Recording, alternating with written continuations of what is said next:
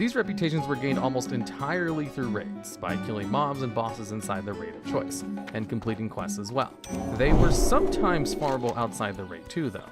The Brood of Nozdormu, this rep was a huge part of the Shifting Sands questline, but how you get this rep was by killing bugs within Silithus for days to weeks on end, depending on how many people you have helping you. However, once the gates of AQ opened, you could get this rep by completing AQ 40. The main rewards were really just a ring you could upgrade as you gained rep, and was required to turn in your set tokens for AQ 40. Next is the Cenarian Circle. This rep comes from completing quests and killing Twilight mobs in Silithus, as well as doing Lunar Festival quests and killing mobs in AQ 20/40. This rep was used to earn rewards you needed to farm in Silithus, some quite good items too, like the Rock Fury Bracers. The Hydraxian Waterlord's rep was earned by killing mobs in Silithus, but that ended rather quickly. After that, the only way to get rep was by killing mobs and bosses in the Molten Core. This rep was required by a raid to be able to summon Major Domo Executus and slay Ragnaros, as you needed to douse the burning runes within the raid to summon the Fire Lord. And to do this, you needed to unlock the dousing vials from the Hydraxian Waterlords first. Lastly is the Zandalari tribe. This reputation was gained by killing mobs in Zul'Gurub, and handed in coins, or bijos. This rep was required to get a free necklace that would upgrade as you gain rep, while also being needed for your armor set for the raid, and to earn the right to purchase enchants from them. Next is the Other category. This includes the earlier mentioned Bloodcell Buccaneers, also includes the Darkmoon Fair. This reputation was gained by turn in rare quests, a couple of one-time quests, and also card decks. The only real benefits of this was discounts at purchasing goods there. Next was the Argent Dawn. This rep was gained by doing various undead dungeons, specifically those within the Eastern and Western Plains. You can also gain even more rep by using Argent Dawn trinkets. These trinkets, while worn, allowed you to gather Forge Stones from the undead dungeons and out in the world, and turn them in for extra rep. This rep was used to purchase a couple of various things like enchants, but really the major thing was at the end of vanilla. With the introduction of Naxxramas, this rep was now obtainable through doing Naxxramas, but was also required to enter Naxxramas. Sort of. See, you needed at least Honored to attune yourself to Naxxramas, so if you were below Honored, there was absolutely no way to attune to Nax, meaning you couldn't enter the raid. However, once you reach Honored, you would be told, if you want to attune to Naxxramas, you have to pay me 60 gold, 5 Arcane Crystals, 2 Nexus Crystals, and 1 Righteous Orb.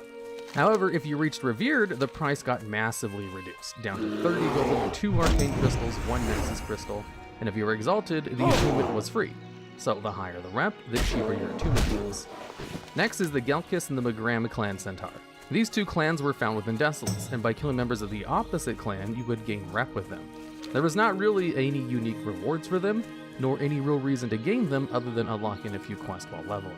Next is the Shendalar. This rep had no real rewards and was simply gained by handing in Dire Maul books and Librams.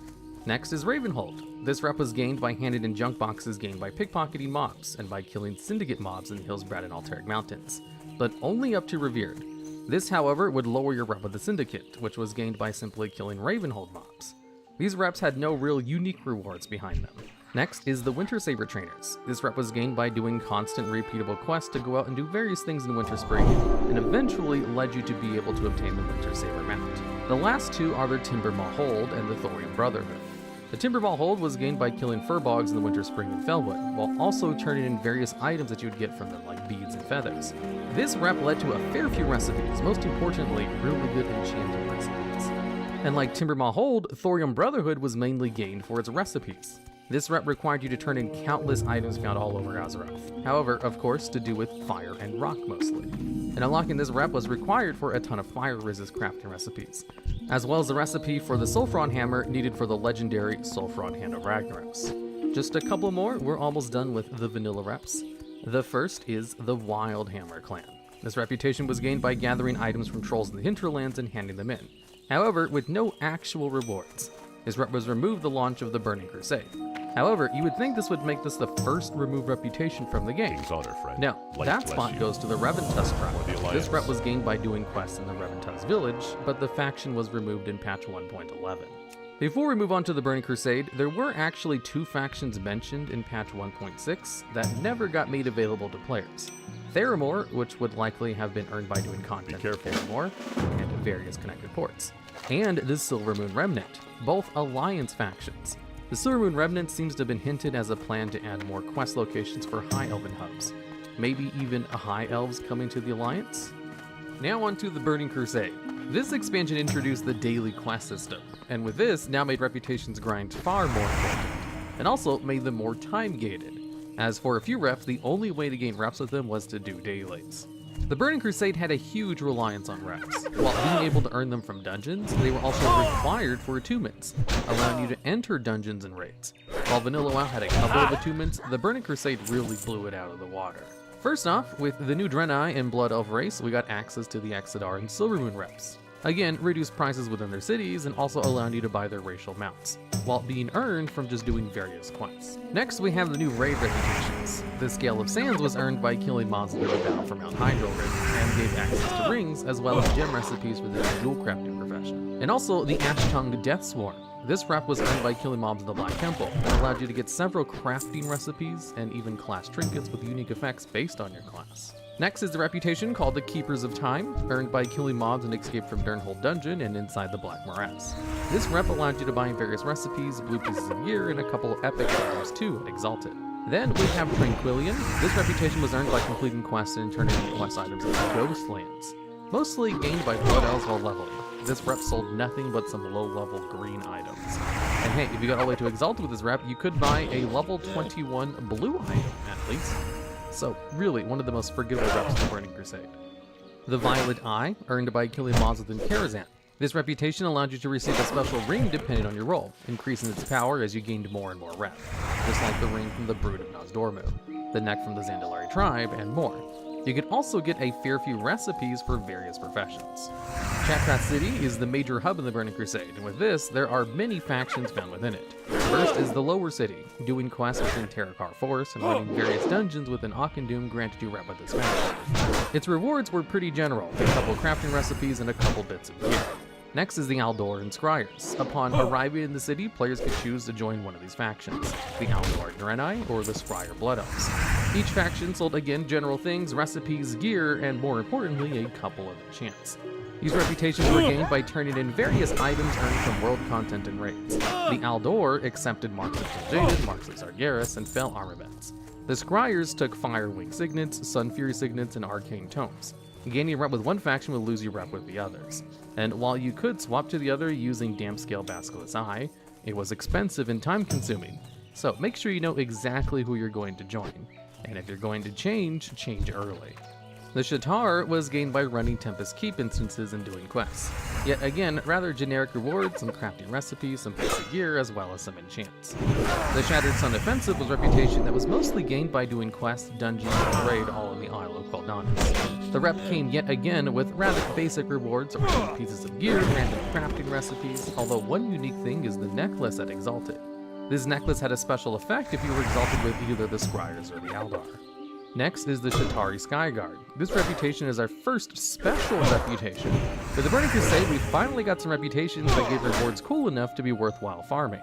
Gained by doing quests in Sketis and Gorilla, this rep gave a couple of capes, but what was really special was the Netherray mounts. These mounts being one of the few ways to get a unique flying mount away from the basic lame Griffin or Wind Rider. Speaking of that, we might as well go over the other three special mount reputations. First is the Kuranai or the Maghar. These reputations are earned by killing ogres in the Grand, and turning their beads into the local Broken or Maghar, depending on if you're Alliance or Horde. From them you would get a few patterns, a few pieces of gear, and the Talbook cards. These Talbooks were a nice way to get away from the old boring, usual racial ground balance that we're all used to at this point. Next is the Cenarian Expedition. This reputation was earned by doing quests in Zangarmarsh, as well as doing the dungeons within the Coilfang Reservoir. Yet again, gear, recipes for crafting, but most important of all, the Cenarian War Hippogriff mount. A mount usually only seen during flight paths within 90 zones. Both Alliance and Horde could now use this mount as their flying mount anywhere they wanted, in Outland at least, because in the PvC you can only fly in the Outlands. And lastly, saving the best for last, this one was unique, the Netherwing. This reputation was earned with a long quest line within the Shadowwood Valley, dailies and quest chains. You eventually would unlock this epic mix of dragon, shark, and magic, even earning the right to choose one of these mounts for free. The rest then being able to be purchased if you wanted more colors. These mounts even today still look amazing, even if they are rather low quality. Now back to the more basic reputations.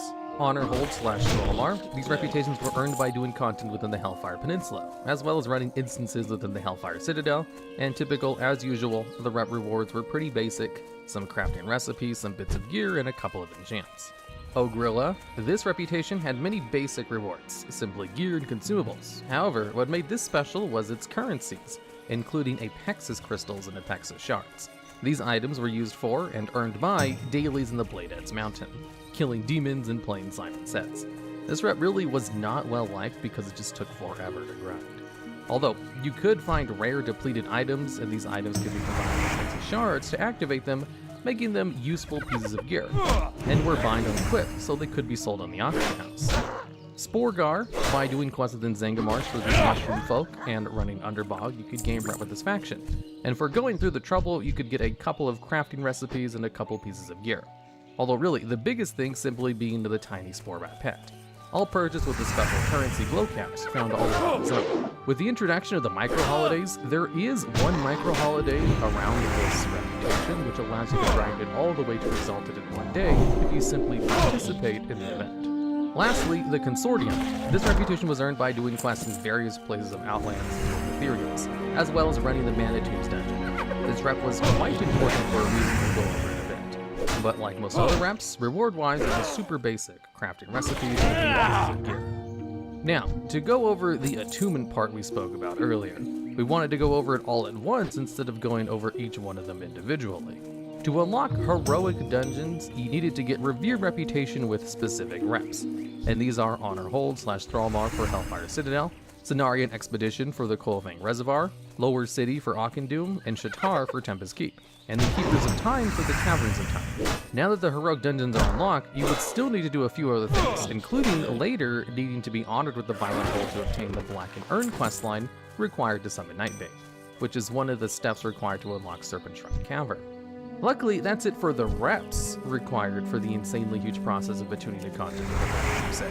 Now we move on to Wrath of the Lich King. Of course, the biggest feature is the achievements, which added achievements for most of the old reps, including titles for getting specific ones, something we'll bring up later. First thing is the Argent Tournament. This new questing hub in Northrend had you becoming champions of your faction's races, allowing you to earn reputations for those factions and even buy special mounts, titles, pets, and more for becoming the champions of those factions. Next, we move on to the Frenzy Heart Tribe and the Oracles. These reps were found in the Sholzar Basin, and by doing dailies, you can gain rep with one of them. As you would start with the Frenzy Heart, then switch over to the Oracles, and then eventually make a choice to join one of the two factions, becoming an enemy with the other. The Frenzy Heart had a couple bits of gear, some recipes, and a toy, but the Oracles, they were the real one everyone wanted, because they gave much in the same, however, they also sold an egg that after a few days of being in your bag, could be open for a chance at a pet, or the green proto-drake. And why was this important? Well, for one, proto-drakes are really cool, and two, this is one of the easier 310% mount speeds to obtain. Because back in the Burning Crusade in Wrath, if you wanted to fly at 310 speed, you needed to find specific mounts that had that mount speed already. Then we have the Sons of Hador rep, which was found in the Storm Peaks. This rep is gained by doing daily quests or handing in scraps of metal found from rune dwarves in the zone. The items from this rep, yet again, basic, some bits of gear, some enchants, some recipes, but two mounts. The important one being the Grand Ice Mammoth, a 3-person ground mount. Wrath of the Lich King became the expansion to release the multiple-person mounts. Knights of the Ebon Blade is a rep to do with the Death Knights, freed from the power of the Lich King, and by allying with these Death Knights, they assisted them in dismantling the Lich King's forces, allowing you to again, buy some bits of gear, some recipes, and some enchants. The Kalawak, these humanoid walruses could be found inside the Boring Tundra, Dragonspire, and the Howling Fjord, requiring you to do a daily quest in each zone every single day, or even compete in the weekly fishing contest at Northrend, sadly having been removed later on in the game. But hey, this rep gave some of the usual stuff, a few bits of gear, some crafting materials, a pet penguin, and also a couple of fishing items, like an epic fishing pole. Next is the Wormwester Court. Doing quests in Dragonblight and Caldera gave rep with this faction, this rep being required to buy gear, recipes, and also the Reigns of the Red Drake.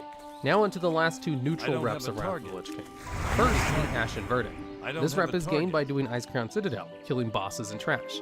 Unlocking this rep gives progression towards a ring that with each rep level becomes stronger and stronger, much like the reps in the past expansions. This rep was also required for a ton of different recipes from the Icon Citadel vendor. Kirin Tor. This rep was gained by doing daily quests in Dalaran, some of them even being profession specific, like jewel crafting, cooking, and fishing. This allowed you to buy, and again, recipes, gear, and enchants. Now onto the faction-specific reps. First is the Silver Covenant and the Sun Reavers, the factions of High Elves and Blood Elves found in Dalaran and the Grand Crusade base in Northrend. This rep is gained by doing quests and daily quests in Northrend for the Argent Tournament, and is required to buy a few things, not just for the reps but from the others. Also required to become champions of the other base factions. The three main things you can buy are the Steed or Hawkstrider, and a Hippogriff or Dragonhawk, and lastly, the Hippogriff, being Alliance only, was the second in the Hippogriff mount. Now onto the Alliance Vanguard and the Horde Expedition. These reps were really more of fun reps combined together, so we'll go over them quickly. The special thing was that by gaining one of these reps, you got rep with the other respective parent faction. So, for example, the first is the Alliance Vanguard. As mentioned above, Silver Covenant, gaining rep with them also gave you rep with the Alliance Vanguard. Rep could even spill over to help you farm the other reps. The other three were the Explorer's League, named for questing in the Howling Fjord, the Frostborn by questing in Storm Peaks, and the Valiant's Expedition by doing quests in Borin Tundra, Grizzly Hills, Howling Fjord, and Dragonblood. The Alliance Expedition had some decent gear, an enchant, and a pair of recipes, including the recipe for the first two-person mount, the Mechanier's Chopper, crafted and sold it on the auction house by engineers. The Valiant's Expedition, the Explorer's League, and the Frostborn did not actually have any rep vendor rewards themselves. Now onto the Horde version, the Horde Expedition. Just like the Alliance Vanguard, it had 4 reps within it. The Sun Reavers, which had most of the rewards. It also had the Tonka, the Hand of Vengeance, and the Warsong Offensive. These 3 reps also have the no real rewards, but the parent rep itself had some gear, an enchant, and a pair of recipes. Again, one of them the special engineering mount recipe for the Mechanohawk, the Horde version of the Mechanier's Chopper. Before we move on to the Cataclysm, there's one more thing to mention, tabards. Before Wrath, some reps had tabards that, well, they looked cool and showed you were exalted in action. However, with Wrath of the Lich Kings, tabards got a new use. Many of the Wrath tabards could be bought friendly, and when equipped, mobs and bosses killing their own dungeons gave you rep with that specific rep. And this is how many reps were best farmed in Wrath of the Lich King, but not all of them had them, of course. Then in Cataclysm, they introduced these tabards to many of the old reps, including all of the old racial reps, and the new Goblin rewards. Now, onto the full-fledged Cataclysm reps. First, we have the reps of Mount Hyjal. The Guardians of Hyjal rep was gained by doing quests in Mount Hyjal, mainly within the Molten Front, and was used to buy a caster head enchant, some blue and purple gear, and of course the tabard, as pretty much every single rep from now on has. Next is the Avengers of Hyjal. This rep was killed by killing bosses in Trash and Firelands, and this rep really sold nothing but some Firelands raiding gear. Next is the Deepholm reps. The Earthen Ring is gained by doing quests in Deepholm, Mount Hyjal, and Vashir, although of course mainly Deepholm. Getting this rep allowed you to buy a tanking enchant, some blue gear, and purple gear. Then is Therazane, by doing quests in Deepholm while also killing Twilight Hammer cultists. Getting this rep allowed you to buy a lot of different enchants as well as a few raids. Then in Tol Barad, we had the Baradin's Warden and Hellscream's Reach, the same faction but an Alliance and Horde version each. These vendors sold various enchants, consumables, gear, and a fair few toys, as well as some mounts, like the Drake of the West Wind and the Spectral Wolf or Spectral Horse, depending on your faction. And you gain rep for them by doing dailies with Tol Barad, the Open World Zone, and the Open World Battleground section of it. Next, we have the next set of faction-specific reps, the Dragonmaul Clan and the Wildhammer Clan, Horde and Alliance respectively. These reps were gained by doing quests in the Twilight Highlands and reward players with access to a couple bits of gear and enchants for strength users. And last, we have the Ram Kahen tribe. This rep, situated in Uldum, was gained by doing dailies both one-time and repeatable day. Players who gained rep with this faction were able to buy an agility enchant with it, as well as a fair bit of gear, and the brown riding camel and the tan riding camel mounts. After the destruction of the Cataclysm, we move on to the lands of Pandaria, and with that, a few new reps, as well as a few new rep systems. First off, a new type of rep called Best Friendship. This reputation is usually with a singular character instead of an entire faction, and only has a few ranks with different values. Far different than the usual friendly, honored, revered, exalted seen usually. The second major thing is once the player gained Revere with most of these reps found in Pandaria, they could buy a token that, once used, gave characters on their accounts 50% bonus rep that faction from all future content. This not only made it easier to get reps with alts, as reps are required, to buy a lot of endgame gear in Pandaria, as the currency value was spent on this rep gear. It also made it so you gained Exalted status 50% faster than normal. Third and final is the Zandalari Warbringers. Added with patch 5.2, each of the coastal zones of the Pandaria could find Zandalari rares at specific locations that, once killed, could drop insignias for many different Pandaria basic reps. These could be mailed to alts, and was a great way to passively gain rep for yourself and your alts, while also killing rares for a chance at mounts and mini resources. Most of the reps in Pandaria were neutral, but there are a few factions-based ones, so we'll go over those ones first. The Kirin-Tor Offensive and the Sunreaver Onslaught were the Silver Covenants and Sunreaver forces that set up bases on the shores of the Thunder Isles. These reps could be gained by doing either PvE or PvP content on the island, and was quite a cool rep overall, with rewards like the Direhorn mounts, banner toys, and gear. Then we have the Operation Shieldwall and Dominance Offensive. These reps were gained by doing daily quests and even world PvP, as well as some unique quest lines to do with factions fighting each other all over the Krasarang Wilds. The rewards were a lot of good gear, some toys, and the unique Grand Armored Griffin and the Wyvern, these being up-resed versions of the Griffin and Wyvern, bringing the typical flying mounts into the late decade. And last for the faction specific are the Pearl Pit Jinyu for the Alliance and the Forest Hosen for the Horde. As the factions arrived in the Jade Forest, they recruited these races to help them. Sadly, the first possible allied races that were ever hinted at in BFA, but never came to be. These factions really had nothing special reward-wise, just a fishy pet and a couple of weapons. Now onto the neutral reps. First is the Anglers. This rep was gained by fishing up 3 rare fish, each being found in very specific locations. This rep is what allowed players to get the Azure Water Strider, the water-walking mount that has its own entire story we could go over in its own video, as well as a couple of cooking recipes, pets, fishing poles, and fishing accessories, including a book that allowed you to instantly level up your alt's fishing levels. On top of this, Nat Pago has one of those new friendship reps, which by leveling your friendship with him allows you to get Nat Hat, a fishing hat. Next rep is the August Celestial. This rep was gained by being sent to one of the 4 Celestial temples and doing dailies for them, giving you crafting recipes and the Thunder August Cloud Serpent. It also gave a coin called the Celestial Offering that granted the player a buff while it was in their bag, so as long as you were near a temple, the buff being based on which temple you were near. Next we have the Golden Lotus. This rep was originally gained by just doing daily quests. However, with the destruction of the Veil by Garrosh, many of the dailies were lost, now allowing players to do a couple of things to gain rep. First, going around and killing mobs. Second, search for hidden treasures containing rep items. And your reward for maxing this rep was a fair few crafting recipes, a unique CC trinket, and a few crane mounts. The Regal, Azure, and Golden Riding Cranes to be exact.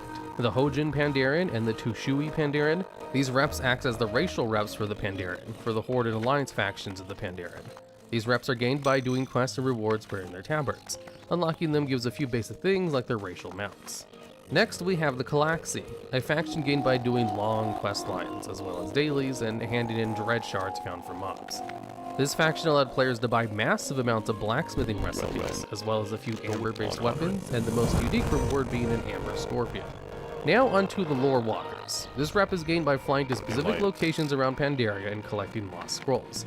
By turning all of these in, you are guaranteed to Exalted.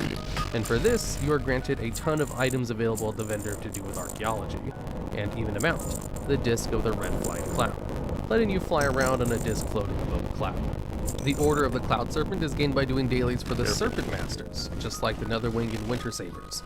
But just like the Netherwing, you can speed this up by flying around searching for serpent eggs to hand in for extra rep. The player can then buy a couple of recipes for jewel crafting mounts, the Jeweled Panthers, a couple pet toys, and raise their own Cloud Serpent to unlock a Golden, Azure, and Jade Serpent. Next is Emperor Xiao Hao. This rep is gained by doing literally anything and everything on the Timeless Isle, killing mobs, handing in quests, everything. And for doing this, the main rewards are gear, a trinket to teleport there, some toys, and the reins of the Heavenly Golden Cloud Serpent. Shadowpan, which is gained from specific quest hubs, which even allowed you to bring a companion to help you do your dailies, had you dealing with the Yungol and the Mantid, all to gain rewards like crafting recipes, some replica Shadowpan hats, and the Shadowpan mounts, coming in red, blue, and green armor plating. The Shadowpan Assault, another rep to do with the Shadowpan, is gained by doing content in the Isle of Thunder, clearing bosses and trash within the raid, or doing a weekly Dungeon Delve event within the Vault of the Thunder King. This vendor sells really nothing special other than a ton of gear. Next is the Black Prince. This rep was gained in many ways, killing Celestials in the Timeless Isle, and Mogu from various areas. The newer the content, the higher the rep, as upon hitting Revered, the only real place to farm rep was the Animated Warriors in the Thunder Isle. a place people spent hours just killing nearly instantly spawned warriors all in one spot. And well, what was it for? The rep was required for the legendary questline to get the Pandaria legendary cloak. And lastly, we end on the tillers. This rep allowed you to buy many cooking items, some toys, and seeds for your farm. The very first version of the garrison system we saw in WoW with the garrison, Legion with the class halls, Shadowlands with the Covenant hall. This rep also sold the brown, black, and white riding goats. To gain this rep, players would need to do daily quests for the members of the Half-Hill, as well as grow plants on their farm. But what made this rep very special was the friendship system I mentioned earlier. Like Nat Pagel, there was a friendship reps underneath, and each of these friendships gave you special benefits if you max them out. Old Hillpaw added chickens to your farm and gave you a straw hat. Ella adds Luna the cat in a tree seed packs. Fish Fellreed adds pigs in a special seed pack. Farmer Fung adds a prized yak and some Enigma seeds. Gina Mudclaw adds a mailbox and a ton of fireworks. Sho sends you a cricket pet and an orange tree to your farm. Chi-Chi sends a goodie box with cloth and leather, as well as sending some sheep to your farm. Howhan Mudclaw sends you some songbell seeds and adds a Mushin Miss Fifi to your farm. Jogu sends you a ton of alcohol with no longer charging you for the crop predictions. And Tina Mudclaw sends you food and adds furniture to your farm. And that's it for Pandaria. Now we leave Azeroth once again to return to Draenor, with Warlords of Draenor.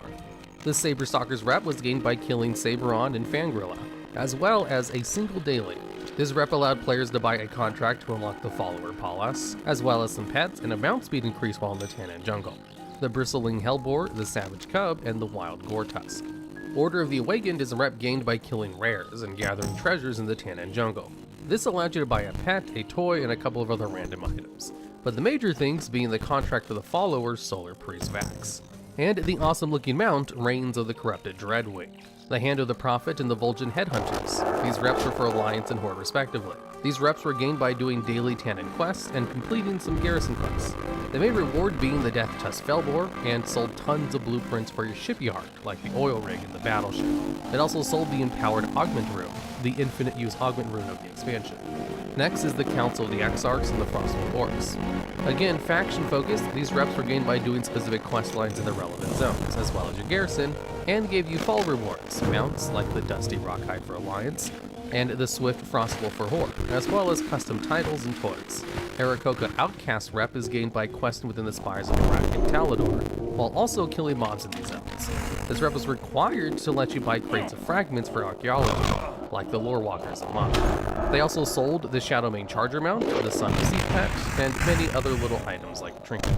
The Steamweedle Preservation Society is a rep gained by doing quests in Negran, and also killing special named beasts within Negran, then turning in their artifacts for rep.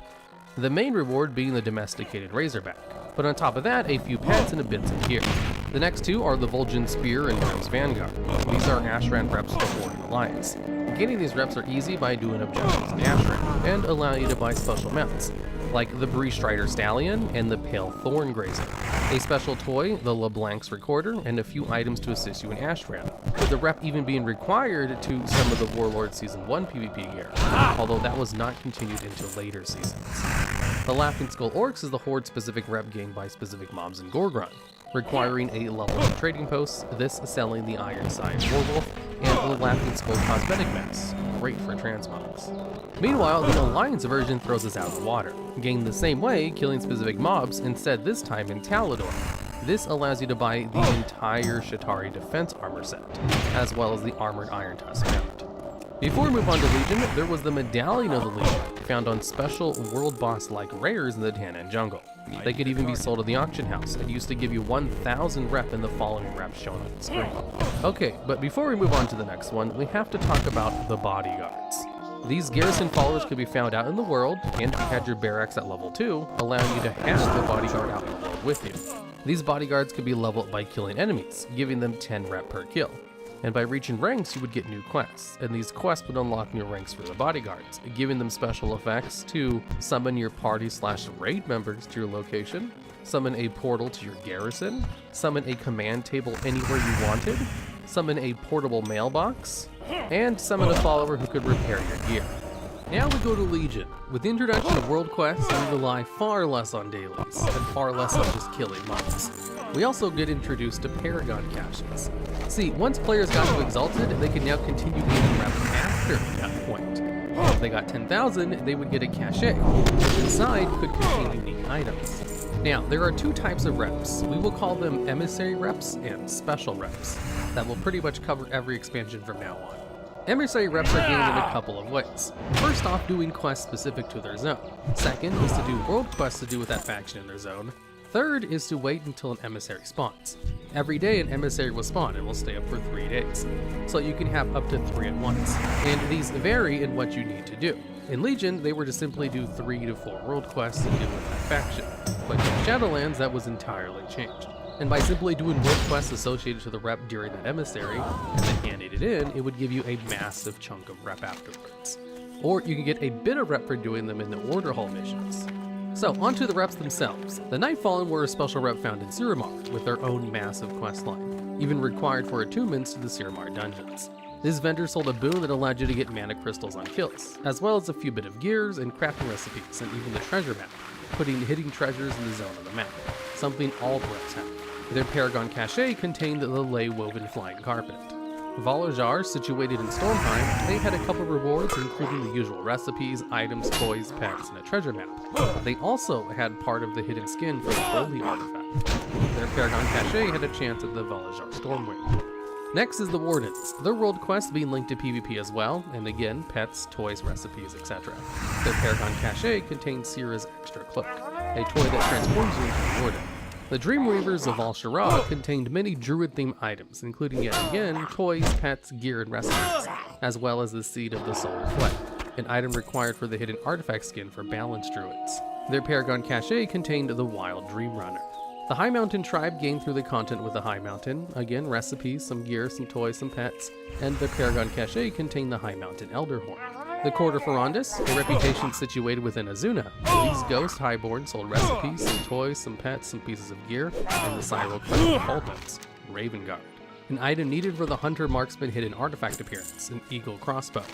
The reputation box contained the Cloudwake Hippogriff. The next rep is the Armies of Legion Folk. This rep was found on the Broken Shore, and contained only a couple rewards, so we'll actually name them by name. The Legion Pocket Portal and the Legion Invasion Simulator toys. The Legion Fall Banner Cauterizing Void Shard, and the Repurposed Fell Focuser, and of course the Legion Fall Tavern. The Paragon Cache contained the Orphan Fellbat pet. Now onto the final 2 emissary reps of Legion, the Army of the Light and the Argesian Reach, both gained on Argus. The Army of Light sold a fair few recipes, as well as a 500,000 gold mount, the Light Forged Warframe. Their Paragon Cache contained 3 different Fellcraft items, the Glorious, Blessed, and Avenging, as well as the Holy Light Sphere toy. The Argesian Reach from the Paragon Cache had a BOA item that could be consumed to let the player find artifact power from killing enemies. This item ended up being literally useless, as by the time you reached max level at this point, artifact power while leveling was not affected by the research, which massively increased artifact power found. Upon reaching max level, one single bit of artifact power would easily be worth 100 times more than all you had found while leveling combined. The rep itself sold a few recipes as well as a few items, including some pets, toys, updated Talbook models, much like the Broken and Outland, and a mining pick that increased binding speed in Legion content. Before we leave, we have a few more things to talk about. First up are the Kirin Tor, and while the rep itself has no rewards, they would have emissary quests that would grant you rep with the Kirin Tor, but upon completing the emissary, you would get to choose one of the other reps as your reward. Reputation, as it was old, did not have any new rewards added, or a Paragon Cache. So instead, you would, alongside the rep award for your emissary, get a special cache that contained the rewards. The most important item being the Strange Humming Crystal, which leads to the Khadgar Head in a Ball, the Wondrous Wisdom Ball pet. And we have a return to the special friendships. We have 2. First, Chromie, which is gained by doing her special scenario, the Deaths of Chromie scenario, which rewarded many things like the Bronze Dragon pets and a bronze recolor of the Dragon Gear Cataclysm. The others are the Fisher Friends on the Isles. These included Alyssa of the Waters, Corbin, Akul Riverhorn, Impus, Shaleth, Keeper Rene, and Condor Margos, each gained by collecting special items related to the relevant fishing pools. These take a long time, only lowered by fishing raids. But even then, each character takes 2 to 3 hours each in a raid. The Fisher Friends would rotate each day, all but Margos, who always stayed up. The rewards for them included the Feast of Fish recipes and a whole bunch of different kinds of bobbers and pets. Now, before we leave Legion, we need to talk about allied races. Introduced as Battle for Azeroth, they were added before the launch for those who pre-ordered. However, as in the expansion Battle for Azeroth, they would add more allied races than all of WoW's added races. Combined, double. 8 massive amounts of races in one single expansion. The cost being you had to unlock these races by gaining their allegiance. And so, for the first 4 allied races, you would need to gain their favor. For the Horde, the High Mountain Tauren of High Mountain, the Nightborn of Siramar, and for the Alliance, the Void Elves of the Argusian Reach, and the Lightforged Draenei of the Army of Light. Now on to Battle for Azeroth. The first new addition is a new way to gain rep, called contracts. These items could be crafted by scribes once they reach Revere with a faction. Then they could sell these on the auction house, and people could buy them and then consume them, giving them an extra bit of rep for every single world quest they do. However, the extra rep is from that specific contract's chosen reputation. These items used to last forever at first, but were quickly changed to last for an entire week instead. Let's start with the faction-specific reps. Alliance first. The Proudmoore Admiralty was gained by doing content in Tearsgard, and sold a ton of recipes, some gear, and the Proudmoore Sea Scout and Admiralty Stallion. The Paragon Cache contained the Proudmoore Music Box and the Albatross Hatchling. Next is the Order of Embers found in Drustvar, selling many recipes, bits of gear, and the Dusky Wakecrest Griffin and Smoky Charger. The Paragon Cache contains the Cobalt Raven and the Bewitching Tea Set. Storm's Wake comes from Stormsong Valley, again selling recipes, some gear, and some various other things. And actually for these, you get the point, we only mention the more important things for these. So, in addition to the usual pets and mounts, it sold the Tome of Polymorph Bumblebee, which allowed mages to turn people into bees. Their Paragon Cache had a chance at a pet and a glyph recipe. The 7th Legion were gained by doing Warfront content, invasion content on your own continent, and any world quest in the opposing faction content. Among with the usual stuff, they also sold a little Siege Tower, with their Paragon Cache having a chance at a toy and a contract recipe. The Waveblade and Cohen, this reputation found within Nashatar, sold a lot of different things, including the Prismatic Softshell and a ton of different Azerite powers for your Heart of Azeroth. With the Paragon Cache containing even more powers, as well as the Memento of the Deeps, the Flopping Fish, and the Glyph of the recipe. Now into the Horde factions, the Zandalari Empire, found within Zuldazar. They sell the usual mounts, pets, and toys, with the standouts being 2 items that allowed you to hex and polymorph other players into dinosaurs. With their Paragon Cache having the chance at just 1 toy, the War Beast Quarl Dinnerbell. Talanju's Expedition, found in Azmir, sold a few pets and mounts, and from their Paragon Cache they had a chance at a pet or toy.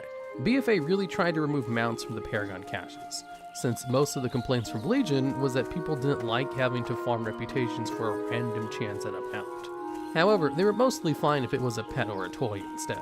The Voldunai of Vol'dun sold the usual pets, toys, and mounts, with their Paragon Cache having a chance at dropping 3 separate toys. The Honorbound, just like the 7th Legion, are gained by doing Warfront content, invasions, and content in other factions' continents, and sells the little war machine, the Rallowing War Banner, and a contract for the Honorbound from the Paragon Cache. Okay, and last one, the Unshackled, found in Nazjatar. They sell Azerite powers for the neck, as well as toys, pets, and mounts, and from their paragons, more powers, the Flopping Fish, the Memento of the Deeps, and the recipe for Glyphs of the Cold Waves. Okay, now the neutral ones. Champions of Azeroth, gained by doing world quests for Magnia around the South Seas. This vendor sells a couple of pets, while giving the Azerite Firework Launcher for his character. Next is the Tortolan Seekers. This rep is gained by doing world quests for the Tortolans across the South Seas, giving you a pet, a ton of patterns, some gear, and from their Paragon Cache, a few cooking recipes and a chance at 2 different toys. Next is the Rustbolt Resistance. This rep is gained by doing quests and world quests on Mechagon. They sell various Azerite powers, as well as recipes and bits of gear, and some blueprints for the Mechagon's junkyard crafting. As well as selling the Rustbolt Resistor, the Misty First Neuter, with the Paragon Cache having a chance at giving a legendary Azerite power. Then during the last patch of the expansion, they introduced 2 new reps. The Rajani, gained by doing invasions, world quests, and dailies in the Vale of Eternal Blossom, fighting the forces of Zoth and the invading Mantid and Mogu. This rep would sell the Windfeather Quill and the Lightning Forge Augment Room. Their Paragon Cache had 2 simple items, 1 the Jade Defender, and 2 the rank 4 of a Heart of Azeroth power. Uldum Accord, same thing, but found in, you guessed it, Uldum. Completing invasions, doing world quests and daily quests, you get the Pygmy Camel Pet, the Wastewander Sky Terror, and so on and so on. Paragon Cache has the Cursed Dune Watcher and the rank 4 essence of the Brilliant Death. Now, before we go on to the final expansion so far, TM, we've got the Honeyback Hive. This rep for Alliance only is farmed by gathering honey from Stormsong Valley, allowing you to buy various things to make the rest of your farming easier. You could farm this yourself or even buy them off the auction house. Before Shadowlands, we have one more thing to talk about. More allied races. They added 6 more allied races. First, the Dark Iron Doors for Alliance and the Magheart Orc for Horde.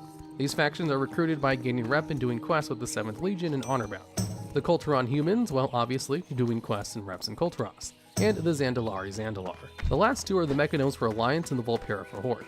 To unlock these factions, you need to gain rep with their respective factions and do quest lines for them too. And while allied races did require reputations at one point, Blizzard later on removed them due to players' requests, and now you only need to do the main quest lines for these reps. Now onto the Shadowlands. With 9.1 being so fresh, we won't really cover what's coming in that, but there is the new Death's Advance rep, which comes from doing the new content in Korthia, which won't be in this video. But let's talk about 9.0 content. The Covenants themselves with their renown could be called reputations in some ways, but no, they're not reps, so we won't be talking about them. So let's start off with our most favorite broker, Venari. Venari's rep is gained by doing content and quests within the mob. She's a special friendship rep, and not the usual exalted and such we're used to. And what does she sell? Well, nothing super special, but what she does sell is items to help you complete content in the mob, as well as stuff to assist you in Torghast. Upgrades like the grappling hooks, extra powers, Torghast shop discounts, etc, etc. There are 3 specific good items she sells though. The Spatial Realignment Apparatus, which allows you to add a gem socket to a few pieces of gear for Stygia costs. The Unbound Reality Fragment allows you to upgrade a random conduit that is in one of your lowest levels, all the way up to 1 tier at a time, capped out at 226. And lastly is the Memory of the Jailer's Eye, a legendary power you can add to one of your crafted legendaries. Now let's go faction by faction based on what zone they're from. First, Bastion. The rep, which is available to all players, is called the Ascendant. This rep is gained by doing world quests and emissaries in Bastion, as well as gaining rep tokens for that faction. Their main selling items are the Golden Paw Kit Pet, a legendary molten glass recipe that has a chance to proc damage on attacks, and a mount called the Gilded Prowler. The Paragon Cache for this rep contains a pet and 2 toys. Next, we move on to Maldraxxus with the Undying Arm. Gained the same way as the Ascendant, but in Maldraxxus. They sell various things as well, but the main things being the Animated Radius, part of a secret pet, the Memory of Rattle of the Maw, a mostly useless legendary that causes a maw rat to spawn and explode on corpses, and a mount, Lurid Bloodtusk, and for Necrolord only, 2 back transmog pieces. This is a new thing to reps in Shadowlands, special back transmog items that require a Covenant and rep in order to use. The Paragon Cache has a chance at a pet, toy, and a mount. The first time mounts were returned to the Paragon Cache since Legion. Now onto the realm of Ardenwald with the Wild Hunt. Again, gained by doing content in Ardenwald. You can then buy from them a Flufa, the Crane Soul if you're a Night Fae, the Memory of Eonar, a healer legendary, and their respective cosmetic transmog back pieces. The Paragon Cache has a chance at a pet and another mount. And now for the final zone, Revendreth, with the Court of the Harvester. They sell the usual pets, mounts, and toys, as well as a legendary Memory of Norgannon, which allows you to cast while moving temporarily. The usual transmog back pieces specific to the Covenant, and the Paragon Cache only having a chance to obtain 1 pet.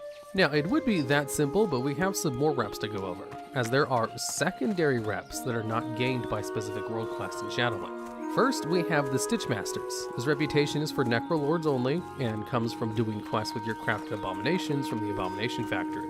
These weekly quests give you rep, and while it has no Paragon, the rep allows you to buy 1 single thing, the Arsenal Stitchmaster's weapons. This is bought from Clyde using Anima Touch weapon fragments, found from searching for artifacts with Shorty, or a chance from a weekly quest bags from the Abominations. The Court of Night is reputation focused on the Night Fae, but can be gathered by any Covenant player, just much harder, as Night Fae players can get it by doing content with their Sanctum, killing rares, collecting treasures. However, non-Night Fae players can still get this rep, but they can only get it from killing a specific rare summoned by Night Fae. The rewards are Stemmons, Willowbreeze, pets, as well as the Umbral Scythehorn and the Winterborn Runestag mount. And for Night Fae only, 2 new soul shapes and 2 transmog back pieces as well as armor transmog sets. The next reputation is for the Night Fae only rep that can actually only be earned by the Night Fae. Marasmius, also from the Sanctum, the players can gain rep with the Mushroom Network by doing content for them. And by doing so, they get access to some companions, a few mounts, and some transmog back pieces. Next, we have the Avowed. This rep is gained by doing Halls of Atonement Dungeon and doing various things like killing mobs near the Hall of Atonement Dungeons, but out in the open world. They sell some recipes, some pets, and some zone-specific items, and a few things where Venthyr only players, like cosmetic back pieces. Next, we have the Venthyr-specific reputation, the Ember Court. This rep is gained by doing the Ember Court event from the Venthyr Covenant Sanctum upgrade, and doing so allows them to buy some upgrades for the Ember Court, an armor set, as well as a couple of mounts and pets and toys. And speaking of the Ember Court and the old friend reputation system, many followers and allies found around the Shadowlands come to the Ember Court to party and relax, and all of them come with their own friendship reputation bar. But none of them really have any actual rewards, so it's just a whole bunch of reps you can grind out for completion's sake. And that's it for reputations. Now let's go over a couple of reputation related things. First up is ways players can boost reputation gains. The Darkmoon Fair allows players to gain a 10% rep buff from either their Wii buff from riding the carousel or roller coaster, or by using the Darkmoon Top Hat, which can be bought for tickets. The Holiday Hollow's End also allows you to gain the Unburdened or Grim Visage, increasing rep gains by 10%. Or if you play during Pilgrim's Bounty, you gain a 10% bonus rep with Spirit of Sharing. The level 3 Trading Post gives the players an additional 20% extra Draenor rep.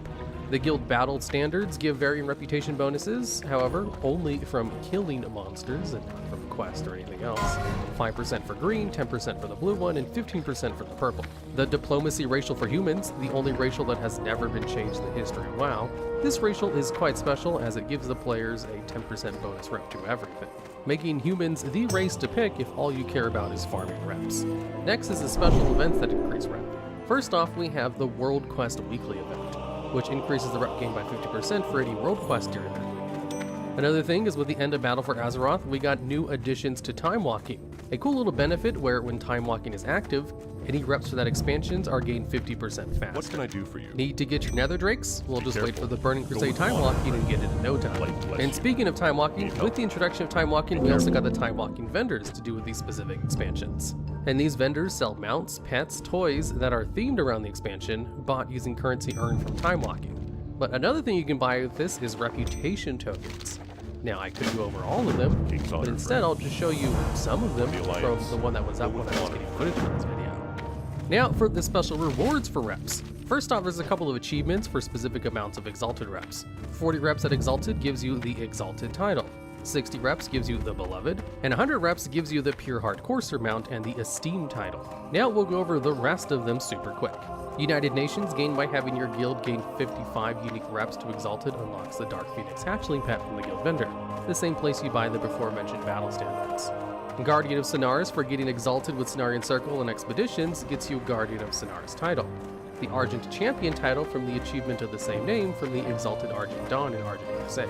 The Diplomat, for getting Exalted with the Timbermaw Hold, Sporgar, Kurenai, Maghar, gets you the Diplomat title. Ambassador of the Horde or Alliance, for having Exalted with all of the base races, gets you the Ambassador title. The Ashen Verdict Exalted grants the Ashen Verdict title. And Exalted with the Avengers of Hyjal grants you the Avengers of Hyjal title. Exalted with the Tillers grants you the Farmer title, and becoming a Pandaren Ambassador by being Exalted with all of the base Pandaren factions grants the Pandaren Kite String. Being Exalted with the Laughing Skull Orcs gives you the Mass Chuckler. Exalted with the Shatari Defense gives you the Peacekeeper. The Frostwolf Orcs gives you of the Frostwolves. The Council of the Exarchs gives you the Prelate. Vol'jin Spear gives you the Spear of Vol'jin, while Rim's Vanguard gives you the Sword of Rim. The Steam Weedle Preservation gives Conservationists. The Mantle of the Talon King gives a special Talon Guard correct follower, as well as the Talon King or Queen title. The Savage Friends achievement gives the Trading Post level 3 blueprint, Chromie Hobie gives the Time Lord title, and the Fisher Friend of the Isles gives the Underlight Emerald artifact appearance for the Fishing artifact. Oh, and Insane in the Membrane, a feat of strength that grants the Insane title. This achievement requires you to have reached Honored with the Bloodcell Buccaneers, and Exalted with Booty Bay, Everlook, Gadget Sand, Ratchet, Darkmoon Fair, and Ravenholm. This one once required Chandalar, but was eventually removed from the requirements. In this video, we'll be talking about the item Hearthstone from World of Warcraft and not the card game Hearthstone, which is made by the same company. The Hearthstone is the very first item you will ever obtain, as well as the most important item in everyone's bag. This item, for those of you who don't know, when used and after a long cast time, teleports you to your home inn, but you can set anywhere you wish as long as there's an innkeeper there to accept your hearth. Originally, this item had a 1-hour cooldown, an insane thing by today's standard, but that was vanilla for you. It kind of just fit in with everything else. Something many people don't know is that wherever you stand, and whatever direction you're facing when you set your Hearthstone is where What you can will I do appear for when you ya? enter your hearth. So in some See, places you see? can even set your Hearthstone outside the building if the innkeeper was close enough to the wall, allowing you to mount up right away. While the Hearthstone can be deleted, simply speaking to an innkeeper and setting your Hearthstone there will spawn a new one for you. The Hearthstone seems like quite a powerful object, something you simply use that teleports you home, so surely that would solve all kinds of problems in lore. So, with that, it must be purely a mechanical thing and not a real item in lore, right? Well, no actually. There was multiple times they are used in reference. In the novel Storm Rage, they are said to be very rare. King Varian himself only believed them to be a legend. Tyrande and Brawl also used them to retreat to Darnassus after the attack on Stormwind by the Nightmare. However, Tyrande had to cancel her cast as she was attacked. Later, in The Shattering, the prelude novel to Cataclysm, Jaina gives Anduin a Hearthstone that brings him to her home in Theramore, so he may find more time to have a normal childhood, instead of the politics of Stormwind all the time. This would end up saving his life, as he used it to escape Ironforge after the Dark Iron took control of the city. So, these items do exist in lore, but they are very rare.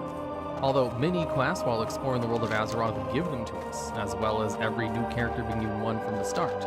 Imagine a game of World of Warcraft where they stuck to lore very hard, and the Hearthstone was some legendary-like item where you needed to spend massive amounts of gold on it, and entire quest lines to unlock. While epic, I'm sure most people would agree how it is now is a much more preferable method, considering the fact it's probably one of the most useful items in the game.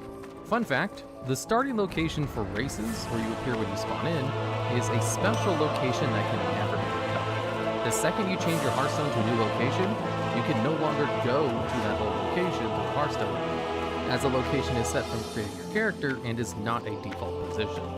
Now, getting back on topic, I'm sure many of you have probably heard of the term called bubble hearthing, but for those of you who don't know, taking damage while casting your Hearthstone interrupts it. However, Paladins have an ability called Divine Shield, which allows them to be invincible for some time. And by pairing these together, Paladins could pull off the full cast time of a Hearthstone in the middle of combat and leave pretty much any situation, especially before immune breakers were added to the game in TBC.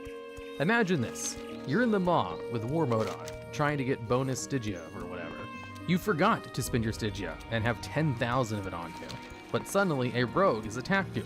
Now what do?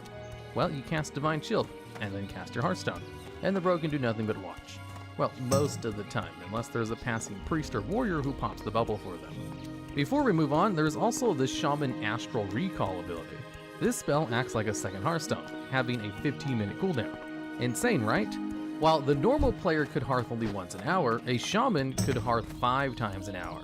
There was also 2 glyphs that worked with this ability. Astral Fixation, which when added in Mist of Pandaria, brought you to your capital's Earth Shrine instead of your hearth location. However, it has since been removed with the new glyph system.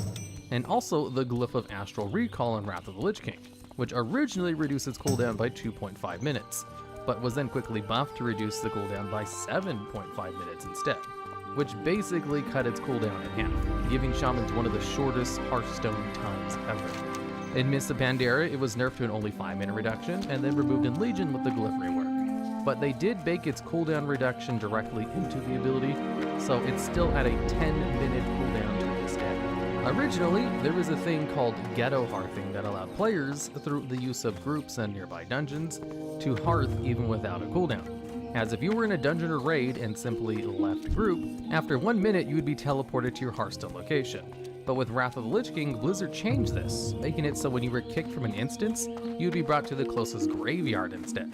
And to make up for this, they halved the cooldown of the Hearthstone from 1 hour to 30 minutes, to then only be halved again in Cataclysm with the addition of the guild leveling system, with the ability Hasty Hearth. Although originally your guild had to unlock this ability, when they later removed the guild levels, you now just get it automatically when you join a guild. Now, we could go over every single item and class spell that teleports you from one place to another like a Hearthstone, but that would be insane. So instead, we will only talk about items that work in the same way that the Hearthstone does, teleporting to a place that you can change the outcome of. And so first, we should talk about the Volpera racial ability, Make Camp. This ability allows you to place a tent somewhere in the open world and even stays visible for some time. And then it will be set as your spawn point, so you can set it anywhere you want, a special rare spawn location, the auction house, the entrance of a raid you farm, whatever and wherever you want. Not whenever you want though, because Return to Camp has a 1 hour long cooldown, so it's a tiny bit longer than the default Hearthstone, but can be used in addition to it, so it's nothing but a plus. There's also the Hearth Kidney Stone, an ability given to players of the Necrolord Covenant who choose the Ebonite Soulbind and its ability. This is a Hearthstone that can be set separately from your usual Hearthstone, allowing you to have 2 Hearthstone locations at a time. However, it has a 12-hour cooldown, which seems kind of long, right? Well, every killing blow you do while this Hearthstone is on cooldown reduces the cooldown by 5 minutes. Although funny enough, as this Hearthstone is an ability and not an item, bosses that would cast mind controls on players would sometimes choose to use their longest cooldown ability to help them kill their non-controlled allies. But because this is an ability, that made it a choice for this. For example, the final boss of Turn Scythe, causing mind-controlled players to Hearth mid-fight, and sometimes work with a mage's teleport too, ruining quite a few Mythic Plus keys. Although this was thankfully fixed rather quickly once it became well known.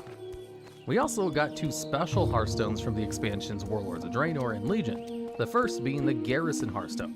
This item was granted upon creating your garrison, and acted just like a normal Hearthstone. However, it could not have its location changed, always bringing you back to your garrison, and luckily did not share cooldown with your regular Hearthstone. Be careful. And the other item, the Dollar Rent Hearthstone, was granted to you after completing the Legion intro, allowing you to, just like the Garrison Hearthstone, teleports you to one set place that you can't change with a 20-minute cooldown. This time though, teleporting you to the Dollar Rent floating above the Broken Isles. Next, we'll talk about the items with Hearthstones built into them. First, the Ruby Slippers from Karazhan. These cloth boots are of course based on the Ruby Slippers from Wizard of Oz. And clicking your heels together, these would teleport you to your Hearthstone location. Then in Return to Karazhan and Legion, we had the astonishingly Scarlet Slippers. Just an updated version of the Ruby Slippers, they do the exact same thing. Sad thing to mention is these 2 items shared a cooldown with your Hearthstone, meaning all they did was save a spot in your bags if you didn't want to carry around a Hearthstone, and instead wore these as gear. However, the Montebank's Colorful Cloak, a cloak which dropped in the Operation Megagon Mega Dungeon, had a Hearthstone built into it, but it did not share the cooldown with your Hearthstone, instead having a baseline 1-day cooldown built in, meaning carrying around this item gave you a second Hearthstone, although once a day. We've also had a few consumable Hearthstones over the years as well, first being the Scrolls of Recall 1, 2, and 3 from Wrath of the Lich King. These items were made and usable by scribes with a 20-minute cooldown. These scrolls teleported you to your Hearthstone location and were consumed on use. However, they had one downside. The Scroll of Recall level 1 only worked up to level 40. If you were above level 40, it would instead teleport you to a random location all over Azeroth instead of your Hearthstone location. So once you hit level 40, you needed to use the Scroll of Recall level 2, which worked up to level 70. But yet again, if you were over level 70, it would teleport you to a random location in Azeroth. So you would move on to the Scroll of Recall 3, which worked for anyone level 80 and below, which worked amazingly till Cataclysm came out and we went above level 80 and no new Scrolls of Recalls were added. But it is a fun item to use for alts, I suppose. Or if you just want to have fun and be teleported to a random location in Azeroth. And the next item, called the Scroll of Count Portal, which could be obtained during the Diablo Anniversary event in WoW by killing the Count King or treasure goblins found in Dalaran sewers or Darkshire, where you can get a lot of these little scrolls, which work just like Scrolls of Recall, just without the level requirements. These scrolls consumed on use teleported you to your Hearthstone location, and with no cooldown too. The only thing holding you back was how many you farmed before the event was over. And speaking of the Diablo event and these scrolls, let's move on to the final and biggest part of the video, Hearthstone replacements. Blizzard added quite a few items in WoW that replaced Hearthstones, usually by just giving it a name. There was little special about these items at first. However, with Warlords of Draenor and the addition of the toy box, these items all got the toy tag, meaning you no longer had to hold them in your bag, and you could simply use them from the toy box. Now, you could save on inventory slots by simply using one of these Hearthstones and getting rid of the one in your bag. For example, the Tome of Town Portal. This was the tome from the Diablo 20th Anniversary event, and was created by using 10 of the town scrolls combined together with a black book. While the tome itself had no actual unique effect, it was an easy way for players to get a toy Hearthstone, as the only other easy one at the time was the Innkeeper's Hearthstone, a Hearthstone obtained from archaeology, that sometimes, upon hearthing, would cause a dwarf woman spirit to follow you around for a bit. Next, we have the Cosmetic Hearthstones. These Hearthstones are earned in one way or another, and actually have a cosmetic effect when casting them. making them quite unique, and a fun way to spice up the usual simple green hand effect that the Hearthstone has. The Headless Horseman's Hearthstone came from the Hollow's End and is bought with tricky treats. And in fact, all of the holiday ones are basically bought with their respective holidays' currencies, like the Lunar Elder's Hearthstone, the Love is in the Air Hearthstone, Noble Garden, Midsummer Fire Festival, and Moonfest. The Great Father's Winter Hearthstone, the one for Feast of Wintervale, does not cost any currency and is simply obtained from the gently shaken gifts from under the Wintervale tree. And those are all the holiday Hearthstones. Next, we have the holographic digitization Hearthstone, crafted from the Junkyard Tinker and Mechagon.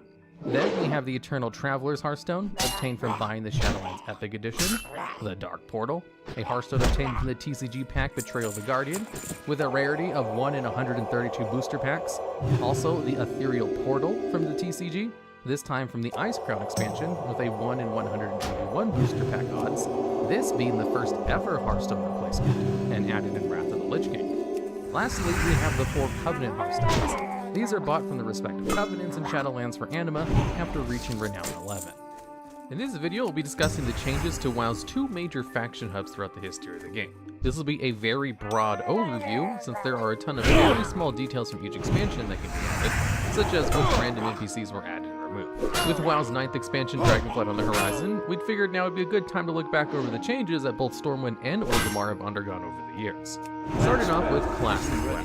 Following the Second War, the Stonemasons Guild, led by Edwin Van Cleef, rebuilt much of Stormwind as it stands today. However, due to King Varian's wife's death at the machinations of the evil Black Dragon Onyxia disguised as Lady Katrina Prestor, the Stonemasons Guild eventually grew disgruntled with Stormwind and formed the Defies Brotherhood. A notable change occurs in the faction capitals when players raid Onyxia's lair or Blackwing lair.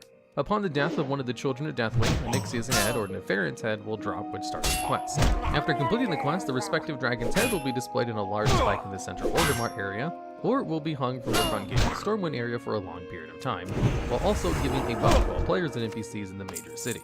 The pre-patch event for the Burning Crusade expansion saw Burning Legion forces under Highland Cruel attack Orgrimmar and Stormwind, with players fighting the demons off before assaulting the Dark Portal.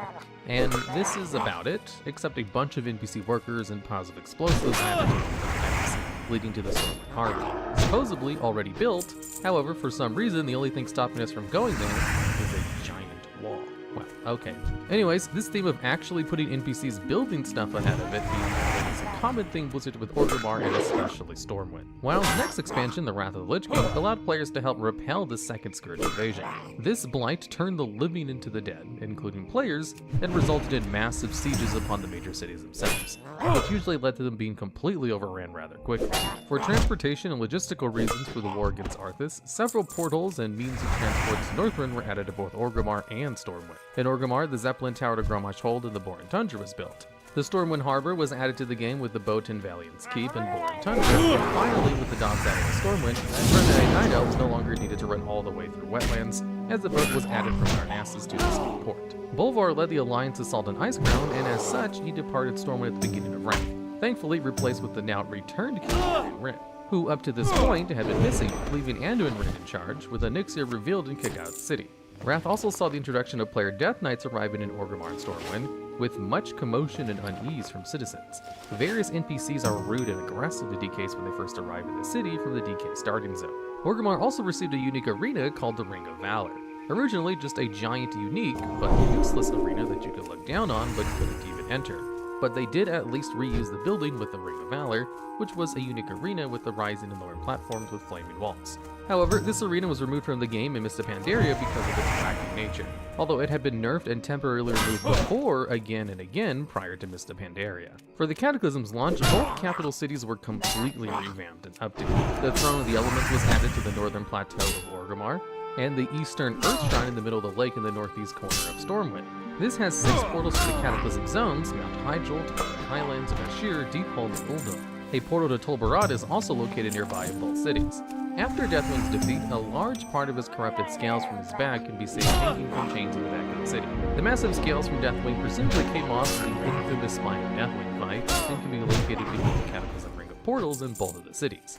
Players who can wield a staff can acquire the legendary staff Dragonwrath Terragos's Rest. This long questline is associated with the Firelance raid that took many weeks and a lot of skill and dedication. At the end of the questline, the blue dragonflight would spawn in either Orgrimmar or Stormwind. This massive event plays much like the end of the Old War event in Dalaran, where Ronan shouts his most famous line. The city is phased for roughly half an hour with a massive speech, and a player who obtained the staff can be seen resting on the back of Terragos's spirit with the blue dragons in the air and magic runes in the sky.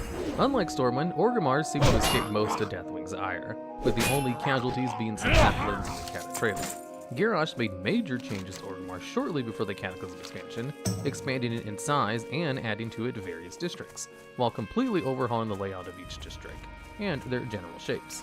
For Torrens in the Valley of Wisdom, the area that used to be the throne room was replaced with the various Torrens structures. Trolls in the Valley of Spirits were expanded but moved north, closer to the exit, further from the city center, which was probably a hint at Garrosh's hatred for them.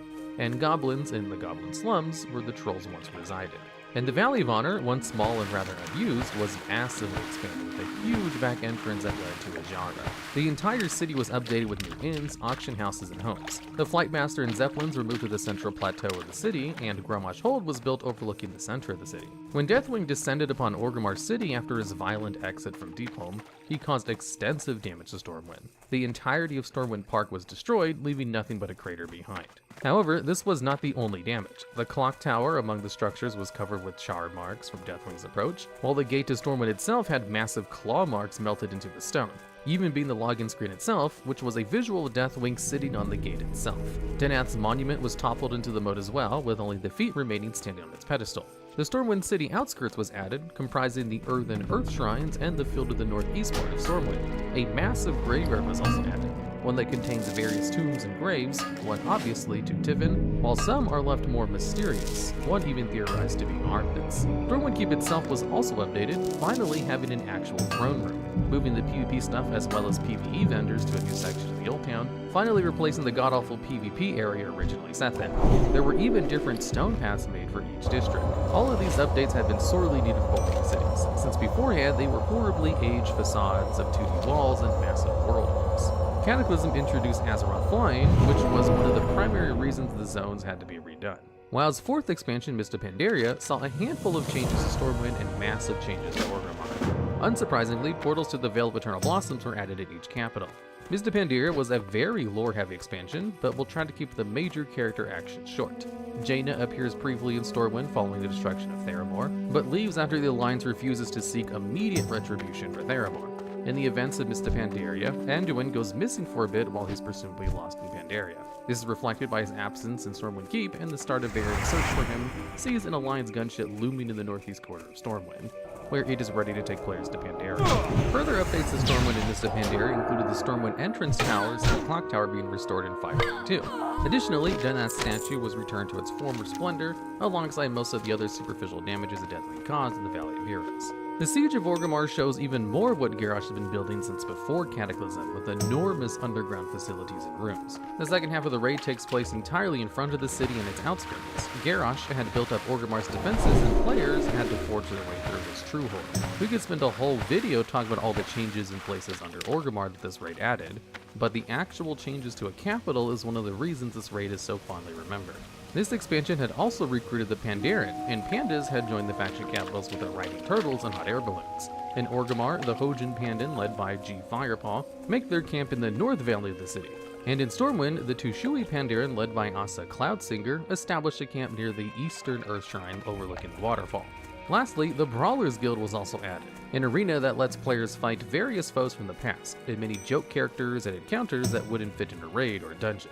These were added to the underside of the Deep Ran Tram in the Alliance side, and for the Horde it was added where the Ring of Valor stood, once and for all removing it from the game. The Warlords of Draenor expansion saw very few changes to Orgrimmar and Stormwind. Of course, portals to Ashran were added to both cities for players' conveniences and in-game logistics. In Stormwind, a small Kirin Tor encampment with a portal added on a plateau overlooking the Mage Quarter was added, which can be seen at the end of the Everbloom dungeon. WoW's 6th expansion, Legion, began with the armies of Azeroth amassing and preparing for an assault on the Broken Shore. Both Orgrimmar and Stormwind harbors were full of NPCs and teeming with activity.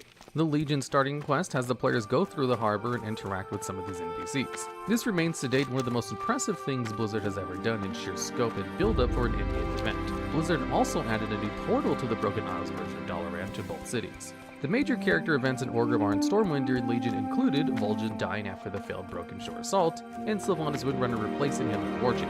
King Varian dies in the Broken Shore, and Anduin takes his place as king. A memorial to Varian is built in finally a rebuilt Stormwind Park, and it is renamed to Lion's Rest. Finally, Illyria and Turalyon returned to Stormwind after the end of Legion. Legion also saw the introduction of allied races to the game. NPCs were built in both Orgrimmar and Stormwind to accommodate these new factions. The Orgrimmar embassy was added to the southwest corner of Orgrimmar, replacing the Goblin Slums, and the Stormwind embassy was added to the Stormwind city outskirts, in the north-central part of the city. The Horde welcomed 2 new allied races, the Nightborn led by Thorystra, and the High Mountain Tauren led by Myla. The Alliance gained 2 new allied races, the Void Elves led by Magister Imbric, and the Lightforged Draenei from Argus. Battle for Azeroth included a great many deal of changes to both Orgrimmar and Stormwind, the most notable of these changes being the addition of the portal rooms.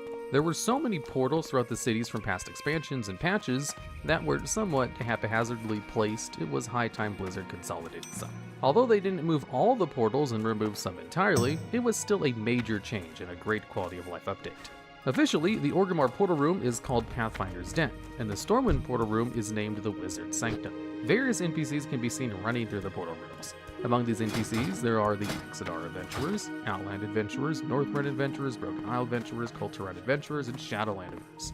Warboards were also added to both cities, which are now ubiquitous in the game and were another great quality of life update. Following the Siege of Lordaeron, Orgrimmar is now full of undead refugees following the destruction of Undercity. The Zeppelin that used to travel to the towers outside of Undercity has been replaced by a portal. The Horde welcomed 3 new allied races to the Orgrimmar embassy, the Volpera, the Mag'har Orcs, and the Zandalari Trolls led by Queen Talanji. These new races and NPCs can be seen throughout the city.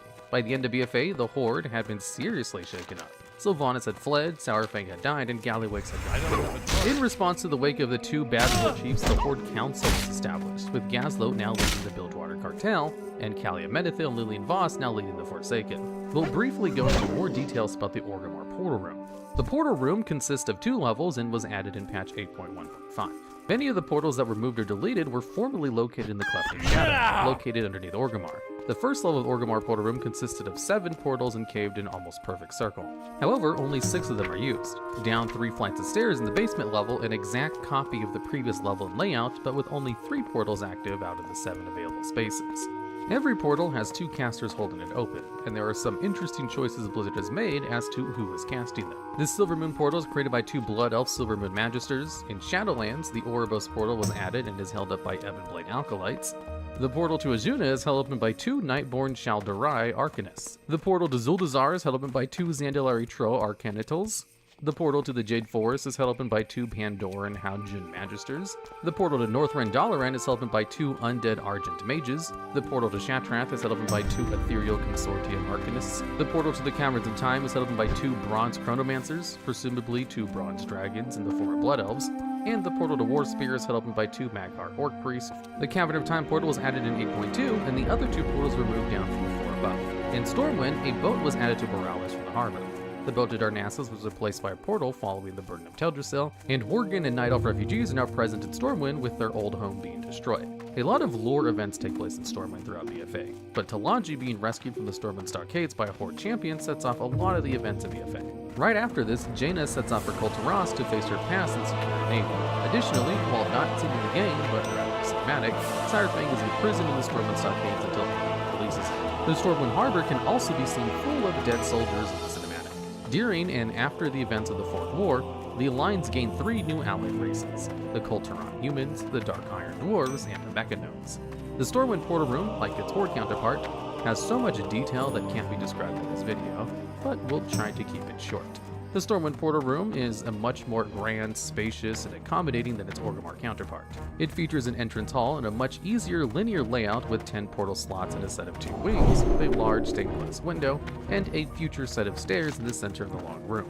The portal room is guarded by several summoned water elementals and arcane golems. Upon entering the portal room, ascending the Mage Tower in the Mage Quarter in Stormwind, to the right in a clockwise faction are portals to Storm Shield, powered by 2 Kirin Tor mages. After that, there's a portal to Moralis, the far left end of the wing, held up by 2 Kulturon human Stormwind Tide Sages. In Shadowlands, the Ouroboros portal was added and is held open by 2 Ebon Blade Alkalite human Death Knights. And the 5th and final portal, the left leads to Lejuna, and is held open by 2 Night Elf Narthalas Ghost Mages. In the right wing, once again clockwise from the entrance of the portals to the northward Dalaran, powered by 2 Silver Covered Mages. To the right of the portal is the portal to the Exodar, powered by 2 Glenite Portal Keepers.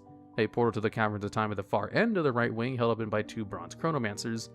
Next, a portal to Shatrath that is held open by 2 Ethereal Consortium Arcanists. And finally, a portal to the Jade Forest held open by the Pandoran Tushui Magisters. There were a few interesting notes about these NPCs in the portal rooms, which is why they're listed here. There were only 2 NPCs of the same faction from the open portals in both Orgrimmar and Stormwind, which are the Ethereals and the Bronze Dragons. Curiously, all of the NPCs which are opening the portals can be played by characters, with the only exceptions being the Ethereals, the Ghosts, and the Bronze Dragons. Perhaps these are hinting at future races which might be added to the game. Although, fun fact, during the beta of Shadowlands, brokers held the portal portals open. However, during the beta they were removed and replaced with the Ebon Blade. Shadowlands saw a few changes to Orgrimmar and Stormwind. During Death Rising, the pre-patch event, Anduin was abducted by Mosswood from Stormwind and Terralian now rules in his absence. Chromie time was also implemented, and the Bronze Dragon Chromie can now be found near the embassies in both cities. The new leveling system can be activated by talking to her on top of her hourglass. Finally, new character introduction buildings were added in Shadowlands with a level switch.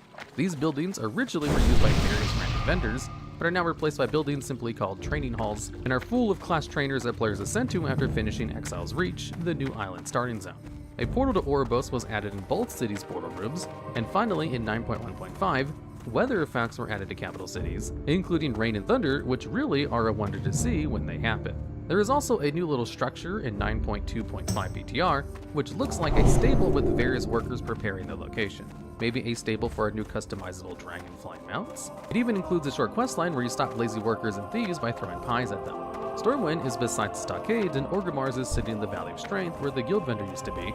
It now moved to the Outer Edge, with even more changes seemingly on the way for the new expansion Dragonflight, like a possible update to both cities' docks. But we will have to see when the future comes in Dragonflight. During the expansions of the Burning Crusade and Wrath of the Lich King, we had a system called badges. Badges were quite nice and allowed players to passively earn gear to buy equal to current raid tier. However, with the expansion Cataclysm, they tried to shuffle this up with the reworking of the badge system into the Valor system. Cataclysm had 2 currencies used to buy gear: Valor, which came from the current raid or your first daily heroic dungeon, and it was used to buy a large variety of raid gear. And also a secondary currency, Justice, which was obtained by doing older Cataclysm raids and also random heroic dungeons. There was also a funny little part in this that Emblems of Frost and Emblems of Triumph from Wrath of the Lich King expansion also became Justice points, and these points were used to buy gear from vendors who previously sold them for badges. And later, as more raids were added to Cataclysm, older raids were converted to this as well, meaning a player who saved their badges from Wrath of the Lich King could actually use them to buy gear from the Firelands vendor. That is, if they waited until Dragon Soul at least. But enough about Justice points, this video is about Valor. Valor points were limited on how much you could earn per week, as you got some for doing your daily heroic and some for defeating bosses on 10 and 25 man each week. And as in Cataclysm, you were limited to doing one or the other 10 or 25 man mode for that week. So if you wanted the most Valor, you had to do 25 man. Heroic too, as Bastion of Twilight had an extra boss on Heroic, meaning more Valor. Then with patch 4.1, they added the Rise of the Zandalari dungeons, and completing a random one of these each day on Heroic granted even more Valor. Then in patch 4.2, we had the Firelands, and with that, we had our first Valor point reset. All previous Valor points were just turned into Justice points, and with it, all previous Valor gear was made available for Justice points. But at the same time, old content still gave Valor points though. Meaning if you wanted that sweet new gear, you could get extra Valor by grinding old content in the form of the Daily Heroic, Daily Zandalari Heroic, and the Heroic modes of the previous raid tiers. But not their normal modes, as those didn't give Valor anymore. But all the modes of the new Fireland raid did. So this is a lot of stuff for Valor, but it was well worth it. You could buy all sorts of gear, including tier gear, at least normal versions anyway, and being able to guarantee a full set of normal mode gear after a while, with no worry of RNG or killing specific bosses, was pretty amazing.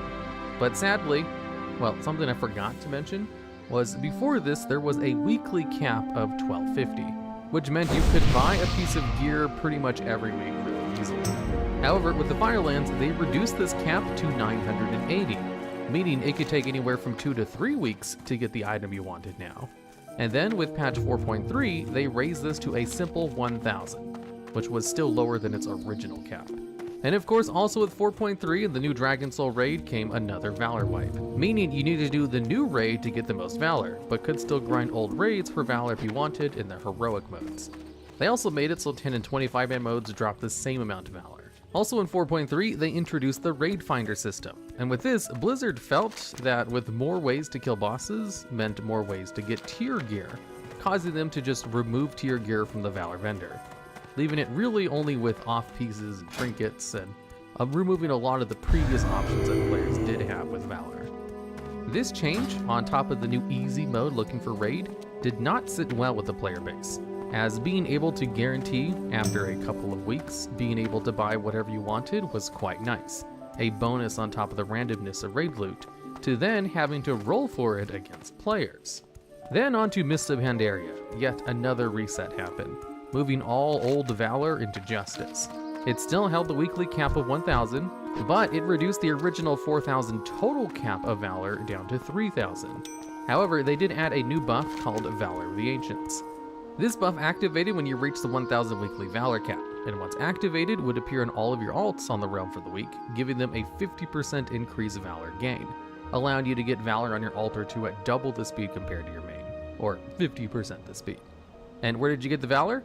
Well, for your Pandaria, you got them from daily quests, daily challenge mode quests, heroic dungeons, raid bosses, raid finders, scenarios, and completing challenge modes in gold, silver, and bronze. And one other thing different was the gear you could buy did not have a simple Valor cost. It also had a reputation requirement, which meant you needed to do a lot of dailies to not only get Valor, but to get the revered rep required to buy the gear from the respective faction. Luckily, this is also when Blizzard removed the 25 daily quest limit, so you could do as many dailies as you wanted.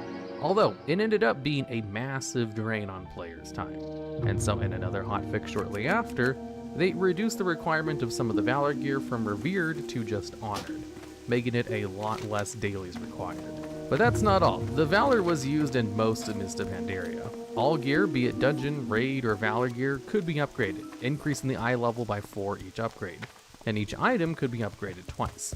But then in patch 5.4, this was changed to be upgraded 4 times, but only for the new gear from the new raid, Siege of Orgrimmar.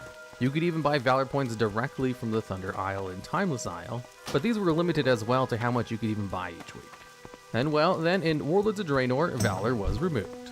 Or for a short time anyway. In patch 6.2, it got re-added, however, now renamed to just Valor, instead of Valor points. This new Valor no longer had a weekly cap, so you could earn as much as you wanted, and well, it was not used to buy any gear. Instead, it was simply used to upgrade gear from the final raid, Hellfire Citadel, or upgrade crafted gear by up to 10 item levels. And you obtained Valor just like in the past, with your random heroic dungeon of the day, mythic dungeons, doing some raids, or completing some weekly bonus events, which you could use to purchase an upgrade for your legendary rank if you really wanted to as well. While Valor stayed for the rest of Warlords of Draenor and all of Legion, it really had no use, as it only worked on Warlords of Draenor gear. So while technically in the game in Legion, it wasn't a viable thing. And finally with BFA, they removed it, even though it would not be till Shadowlands it would be used again. In the first minor patch of Shadowlands in 9.0.5, it was re-added to the game. It was treated entirely different than any of its past versions. While it could be used to upgrade gear like in Pandaria and Warlords of Draenor, it was slightly different. See, in Cataclysm it was used to buy gear, in Mist of Pandaria it was used to buy gear and upgrade gear by 8 and then 16 item levels. Then in Warlords of Draenor it was used to upgrade gear by 10 item levels. But in Shadowlands, it upgraded all gear that is obtained from Mythic Plus at least to a set number. Mythic Plus gear can be upgraded all the way from 184 to 200 with the simple cost of Valor. Then upgraded to 207 if the player completed all dungeons on at least level 5 or higher within the time limit. And then if they did all 10s in time, you can upgrade them to 213, And then if they do all 15s on time, they can upgrade it all the way up to 220. Instead of in the past, where an 180 item level piece would only become 190 item level, and couldn't get to the real cap of the tier at 210. Nowadays, that 180 could be upgraded all the way up to 220, and that made balancing far different for the system, and overall a lot more useful, as instead of acting as a slight buff to all of your gear, it instead allowed you to upgrade some of your weakest slots by farming items for that slot. Although you could do super low dungeons to get an item quickly, to then upgrade it later. It would just cost more valor to upgrade it overall than if you farmed it at a higher item level. So, it's up to you if you wanted to farm a low item level and save up valor, or farm a high item level and only need a bit of valor. Now, how could you get valor in Shadowlands? Well, first off, callings, with a higher quality callings giving more valor, but the main source being Mythic Plus dungeons, and each dungeon given a lump sum of valor, no matter how high the queue. Again, allowing you to spam low level keys for tons of valor. And with the weekly cap returned, although not really a weekly cap, week 1 the cap was 5,000, but the cap did not reset next week. Instead, you could earn 750 more, meaning the new cap was 5,750. And then the week after that, the cap is 6,500. And then after that, 7,250. And then after that, 8,000, and so forth and so forth. So if a player earned 1,000 valor in the first week, they would be able to earn 4,000 more the next week. And then if they still waited till the next week, they could then be able to earn 4,750. So if they then farmed it all, they would be able to earn 0 more. And then next week, they could earn another 750. The original 2 world bosses were Azira Ghost and Lord Kazakh. These 2 bosses didn't spawn often, required a full raid group to kill, dropped some of the best loot in the game at the time they were introduced, and were out in the open world, so anyone could attack them. Since this was in the time before shared tagging, only people in the first raid group that tagged the world boss could get a chance at its loot, which made fighting over a world boss part of the world boss. Just trying to kill the world boss with your guild took an enormous amount of effort, especially on PvP servers where the opposing faction could come in and kill your raid group, and then attempt the boss themselves. Or even on PvE servers, people from the same faction would constantly tag kite the boss so that other people wouldn't have a chance at killing it. Simply being able to kill the world boss took an enormous amount of effort, in addition to world bosses themselves being, a boss fight. So you had mechanics and healers and tanks to do stuff, and DPS checks to meet. Then, before the Encourage event, Blizzard released 4 more world bosses called the Dragons of Nightmare. Just like with Azira Ghost and Kazakh, these 4 raid bosses had some of the best gear in the game when they were first released. The 4 dragons spawned around the world near portals in Duskwood, the Hinterlands, Feralis, and Ashenvale. The dragons were also part of the Scepter of the Shifting Sands questline, and they dropped nature resistance gear, which was all but needed for one of the fights in AQ40. So even after better gear was available, guilds would still try to kill these dragons for their nature resistance gear.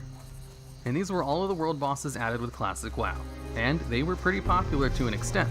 Some guilds didn't bother killing them because it was such a headache just attempting to kill one in the first place, as you had competition from other guilds and the enemy faction could just mess with you. And because of this, world bosses kind of saw a little bit of a change in future expansions. Come patch 2.0, with the Burning Crusade pre-launch event, High Lord Cruel was added as a world boss in place of Lord Kazakh, as kind of a precursor to the Burning Crusade expansion. Once the pre-expansion event ended, High Lord Cruel was removed from the game and didn't make a return until Legion, as he's the boss tank players would have to fight in their Mage Tower challenge, alongside Velen. Then, in the Burning Crusade, there were 2 new world bosses added to Outlands, Doom Lord Kazakh and Doom Walker. These 2 world bosses were just like the ones from Vanilla WoW. They dropped gear on par with the current raid tier when they were added, and guilds had to fight over the chance to fight them. Except since these 2 world bosses were added at the start of the expansion, their gear was only on par with Karazhan, which was the first raid of the expansion. And the gear in Karazhan was barely better than heroic dungeon gear, as when the first bosses were added to Vanilla, they were added kind of towards the middle of the expansion and not at the very beginning, so their gear was actually worth trying to get. Unlike these 2. So as more raids came out, Blizzard did not update the gear on these world bosses, and they also did not add any more world bosses to the expansion. So later on in the expansion, the only people bothering to kill the world bosses were guilds trying to gear up new players. as most established guilds didn't want to deal with the headache required in order to kill the world boss if it wasn't given any good loot. Also in the Burning Crusade, they added Omen, a world boss during the Lunar Festival event. It was basically just part of the quest for the holiday. I'm not really sure it counts as a world boss in the traditional sense, but I will mention it here just in case. And since players weren't exactly clamoring for more world bosses because of the headaches required with trying to kill them, Blizzard just straight up didn't add any world bosses with Wrath of the Lich King. Although instead of world bosses, they did introduce the VOA raids, which is a raid only accessible if your faction won Wintergrasps. So that kind of took the place of fighting over a world boss. Then in Cataclysm, Blizzard didn't add any world bosses, but they did add a series of mini-bosses, which were rare spawns that were tuned to 5-player heroic difficulty, and dropped gear accordingly. Eventually, their gear was buffed to epic quality in patch 4.1, but since these mini-bosses were rare spawns, hardly anyone bothered doing them since the rewards weren't really worth it for how difficult they were to defeat. Well, except for Poseidon's, because that mini-boss dropped a mount. It wasn't until Mists of Pandaria that true world bosses returned to the game, and these new world bosses didn't require you to be in a raid group to share in the loot, as this was one of the first iterations of the personal loot system in the game, and certain hard mobs had tag sharing, a feature that wouldn't be commonplace until Legion. The first two world bosses added with Mists were Galleon and the Shaw of Anger. Both bosses only dropped loot appropriate for the first tier of raiding, keeping in line with the previous world bosses up to this point. But in addition to that, they also both dropped a mount. And since both dropped a mount, people still farm these world bosses to this day, which also meant people continuously killed these world bosses even after their gear was no longer relevant. Basically, just adding a random chance to drop a mount made it so players would keep trying to kill the world boss the entire expansion, without having to increase the item level of the loot, because there's nothing players love more than getting mounts.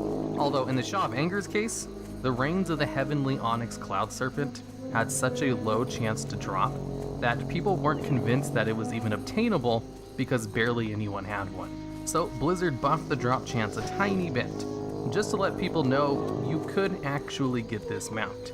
And funny enough, the Shaw of Anger was treated as a rare elite until patch 5.2 when it finally received its boss tag. In patch 5.2, 2 more world bosses were added to the game. Undasta was a world boss added to the Isle of Giants, and available to anyone who wanted to kill it on a reasonable spawn timer.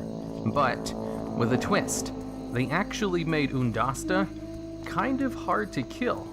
For one, Undasta actually had a tank swap ability, and was immune to taunts. So tanks had to fight each other for threats in order to let their stacks fall off. It had a frontal cone that would kill everyone except tanks, so you had to stay behind it at all times. You had a chain lightning beam ability, which meant you couldn't stack, and had to stay spread out, otherwise he would do a crap ton of damage to the entire raid if you were too stacked up. He did an AoE roar, which would interrupt spellcasters, which made it difficult for healers to heal, and it would gain 10% extra damage over time. So if the fight lasted too long, his AoE roars would just start one-shotting the raid. And because of the difficulty of Undasta, it was pretty common for there to be a ton of skeletons in the area where you find Undasta, and some of the strategies for killing him involved just kiting him nearer the graveyard so people could resurrect and get back to the fight quicker.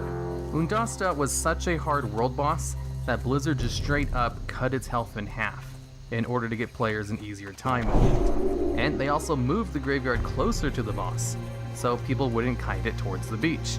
And since Undasta also dropped a mount, people still killed the boss until the end of the expansion, even after the gear stopped being relevant. As you may have noticed by this point, their gear has only ever been good for the tier in which they were introduced. The other world boss added with 5.2 was Nalik. Now, it was located on the Isle of Thunder, basically right next to the entrance of Throne of Thunder. Unlike Undasta, Nalik was not a difficult world boss. He was pretty standard like all the others. Only required one tank and had reasonable mechanics like just spreading out and healing through AoEs. And just like Undasta, he dropped a mount as well, and gear appropriate for the normal Throne of Thunder. Mists of Pandaria really liked trying to put mounts on world bosses, and you can't really blame them. This made it so people farm these all the way until the end of the expansion.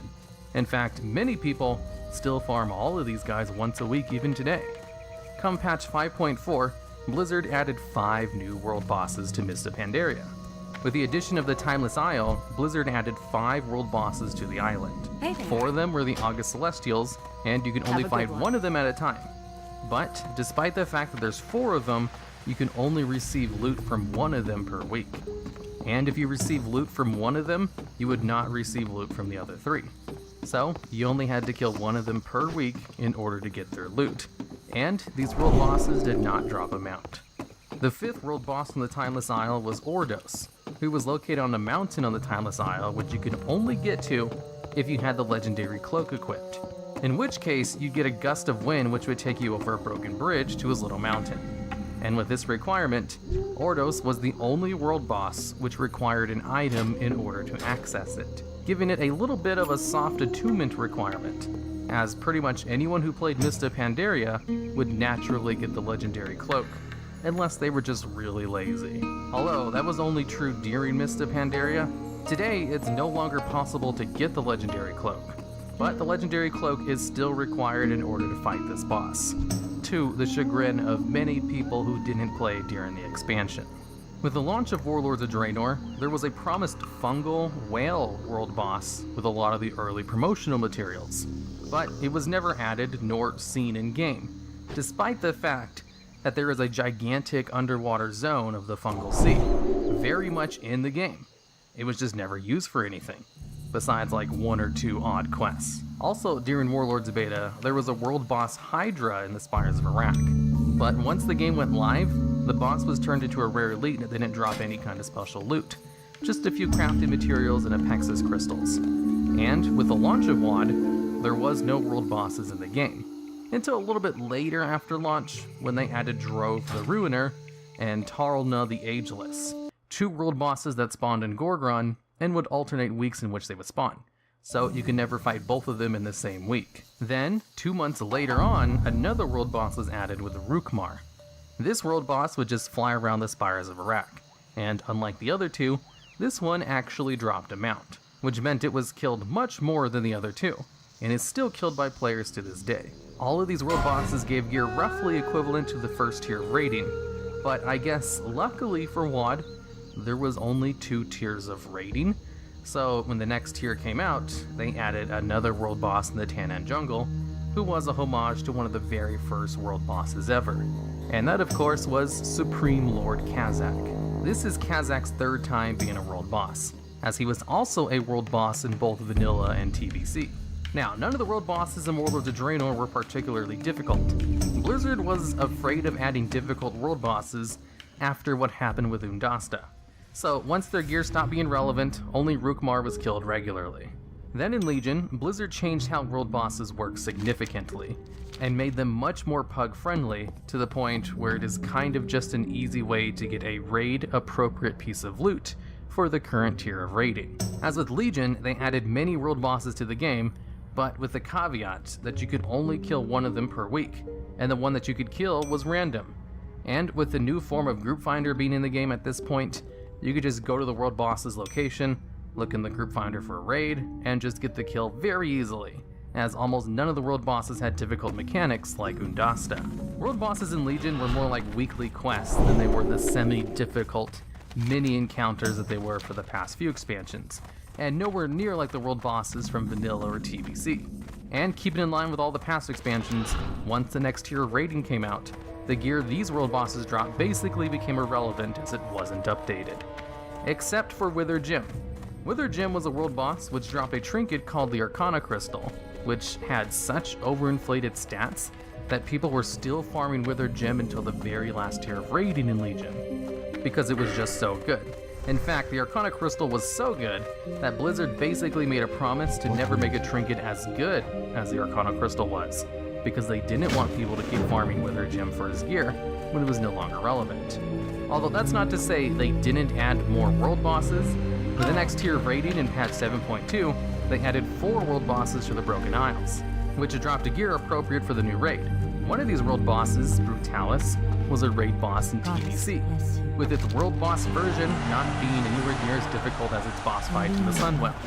Then, in patch 7.2.5, during the World of Warcraft anniversary event, Blizzard added all of the vanilla world bosses back to the game, with loot equivalent to that tier's normal mode, and all of it basically just being updated versions of their vanilla counterparts. There was the 4 Dragons of Nightmare, Azure Ghost, and Lord Kazan. And so far, with each anniversary since, Blizzard has added these world bosses back to the game with that anniversary event, with them giving gear appropriate for lower tiers of the current raid tier, and as a way to get time walking currency. So it's not cutting edge gear like they were back when they were first released, but it is decent gear for alts. Then in patch 7.3, with the new raid tier, Blizzard added an evasion events, which had a world boss located inside of them, which acted exactly like world bosses, but they weren't really called world bosses. They would each require a full raid group to complete, and they would give gear appropriate for that tiers of raiding, which you could only loot once a week. Basically, world bosses, just world bosses with their own rooms. So I guess they could be more considered like one boss mini raids to an extent, since you don't technically kill them out in the open world, but you do have to find their rooms out in the open world. I doubt too many people would disagree with me calling them world bosses though. Then with BFA, Blizzard continued with their Legion versions of world bosses, in that they would cycle once per week to a different one, and once a new raid tier came out, their gear did not upgrade with that raid tier.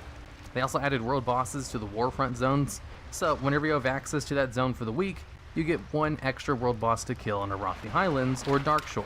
First, let's discuss the backpack. While the backpack can be thought of as a bag, unlike bags that cannot be moved, deleted, replaced, or have a particular type of item be specified to it, like how other bags can be specified to be only consumables, equipment, or trade goods. The backpack had 16 slots by default from the very beginning of WoW all the way until the end of Legion. In patch 7.3.5, Blizzard decided to give players 4 extra backpack slots if they enabled an authenticator and an estimate protection for their account. This brought the total number of backpack slots up to 20 for players who had enabled 2-step protection for their accounts. While this promotion was presumably put in place to curtail hacking of accounts, the backpack change did cause some minor controversy since it was an exclusive feature for only 2-factor accounts. A short while later, in patch 9.1.5, the backpack had its icon updated to a higher res quality. The Volpera allied race added in patch 8.3 has a special passive racial ability named Alpaca Saddlebags, which allows Volpera characters to have access to 8 additional slots for the basic backpack. This ability stacks with the 4 extra back slots, meaning Volpera have the largest backpack in the game with 28 slots, which is way more than the 20 for any other race. Although Blizzard stated in the past increasing the backpack inventory might break the game, the devs later found ways around it and realized it was not so complicated.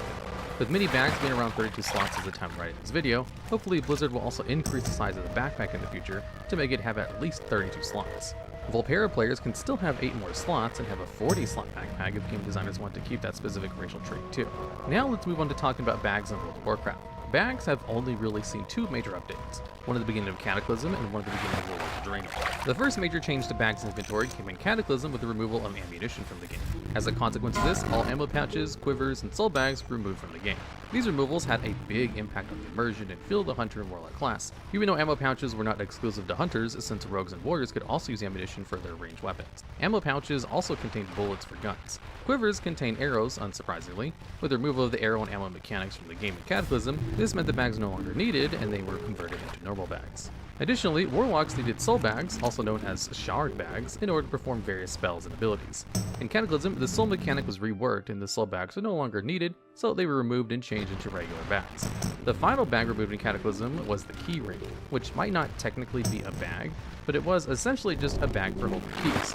In WoW's early days, a lot of the dungeons and raids and other locations could only be entered by a specific key, usually obtained from a quest. By the end of Wrath, there were so many keys, it was getting very hard to find and use a specific one. Cataclysm also removed a lot of the old keys in the old world with the zone and quest revamps, and the devs decided that keeping content locked behind keys was not needed, and subsequently decided to remove many keys from the game. With the very few keys remaining, it made sense that the key ring should also be removed. Cataclysm also saw a couple of quality of life updates to the inventory and bag system. First, a much needed search bar feature was added, which let players easily find items by name instead of having to scrutinize their inventory. The second change was that bags that players looted or bought would now be automatically equipped into a bag slot, rather than going into the player's inventory and requiring the player to manually place the bag into a bag slot. The second set of changes to bags came in the World of Draenor expansion. All of these changes were quality of life improvements that definitely benefited the game. The first of these changes was that quest items no longer appeared in the player's inventory. Quest items took up much needed backspace and could quickly become a nuisance, especially while leveling. The second of these changes was the ability to sort bags by item type and automatically sort the player's inventory. The third change was that items in the player's inventory now had a colored border around them to indicate their quality from poor gray items to legendary orange items. The final major change to bags in the inventory concerns the stack size. For most of WoW's life from Classic to Mist of Pandaria, trade skill materials only stack up to 20 per bag slot. Lords of Draenor changed this so that most items stacked up to 200. This theoretically meant 10 times the amount of inventory space. In the Dragonflight expansion, most mats from older expansions will now stack up to 1000. This is, again, a welcome relief and in theory gives the player 5 times more inventory space than they currently have. With the addition of the reagent bag in Dragonflight, this might even be enough to free up a bag that was previously entirely filled up by crafting reagents.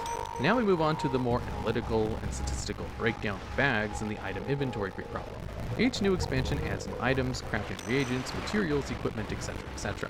And with a new expansion every 2 years, those items start to add up fast, and a player's bank can only hold so much. For example, in the Dragonflight Alpha, cooking materials in the Dragon Isles are item numbers in the 173,000s. While of course every item in game does not go into a player's inventory, it just goes to show how much stuff is in WoW, and it's quite mind-boggling. So, to make this analysis easier, first let's start by examining the number of bag slots and the total number of bags. When a new bag is added to WoW, it usually has 2 more item slots than the previous bag. Blizzard in the past seems to have tried to add a new bag with 2 extra slots in each new patch, but this was only really the case for a few expansions.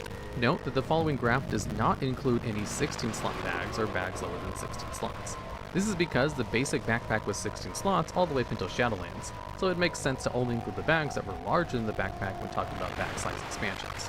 These graphs also do not show crafting bags, ammo pouches, quivers, or soul bags. The first graph shows that many bags in WoW are clustered between 18 to 22 slots, and that there is a big increased number of bags with 30 slots, which stands at 7. Here's a somewhat similar graph breaking down bags added by expansions. The adjusted value includes removing the bags added during expansions that aren't meaningful to the game as a whole, that were recycled, or that are too low in slot count to be competitive when they were current content. For example, only Demon Hunters can obtain 2 specific bags, so those 2 bags are removed from Legion's number of new bags added.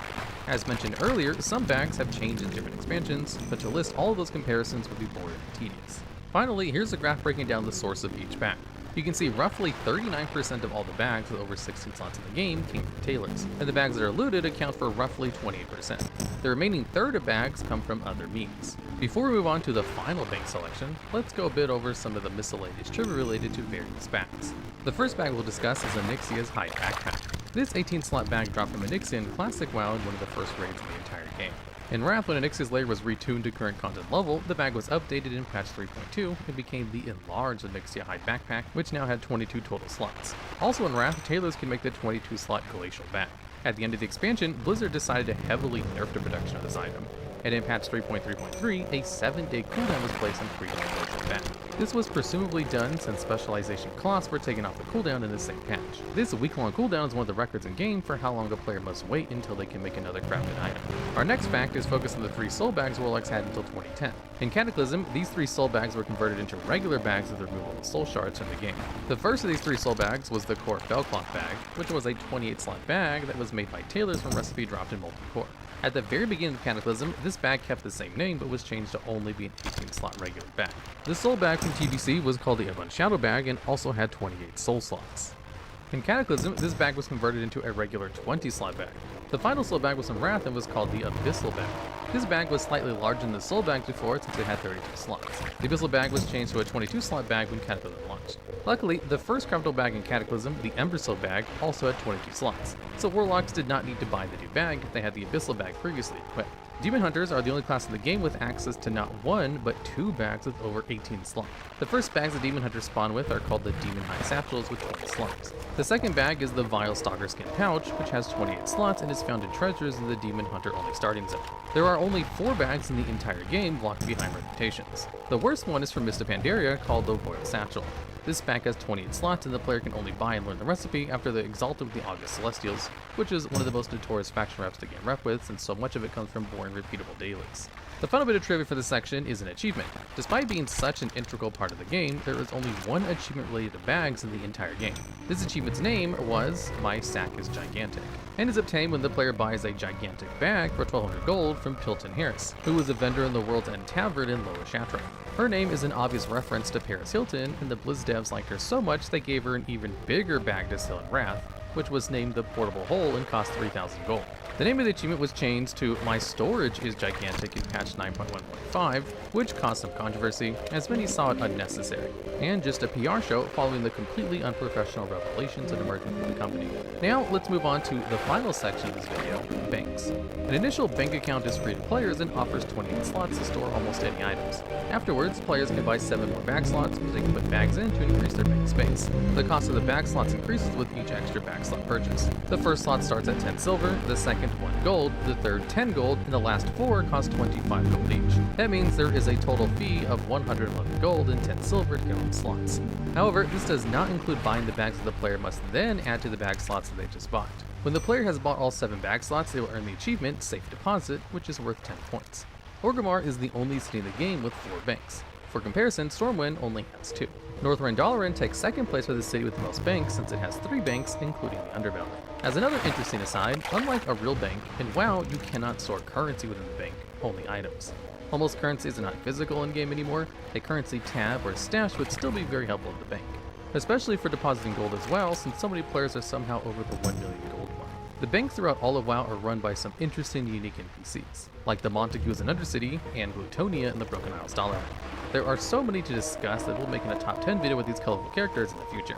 We touched on the reagent bank earlier in the video, but one more detail to note is that the reagent bank contains exactly 98 slots. The reagent bank must also be bought with gold, 100 gold to be precise. Thus, to buy all 7 slots in the reagent bank, the player needs to spend 211 gold and 10 silver. Since Warlords of Draenor, players have been able to craft using materials currently stored in their bank from anywhere in the world without needing to retrieve the items first. Currently in the game, there are 4 ways for players to gain access to their bank without actually being at the bank. We won't include the guild ability mobile banking, since that only allows players access to their guild's bank. Since guild banks are so different, we'll cover them separately in a different video. There is only one way for every player to be able to access their bank anywhere in the world. The first step of the first method is to become a champion of your race at the Argent tournament. This will award the player with the Argent Squire companion for Alliance players and Argent Gruntling companion for the Horde players.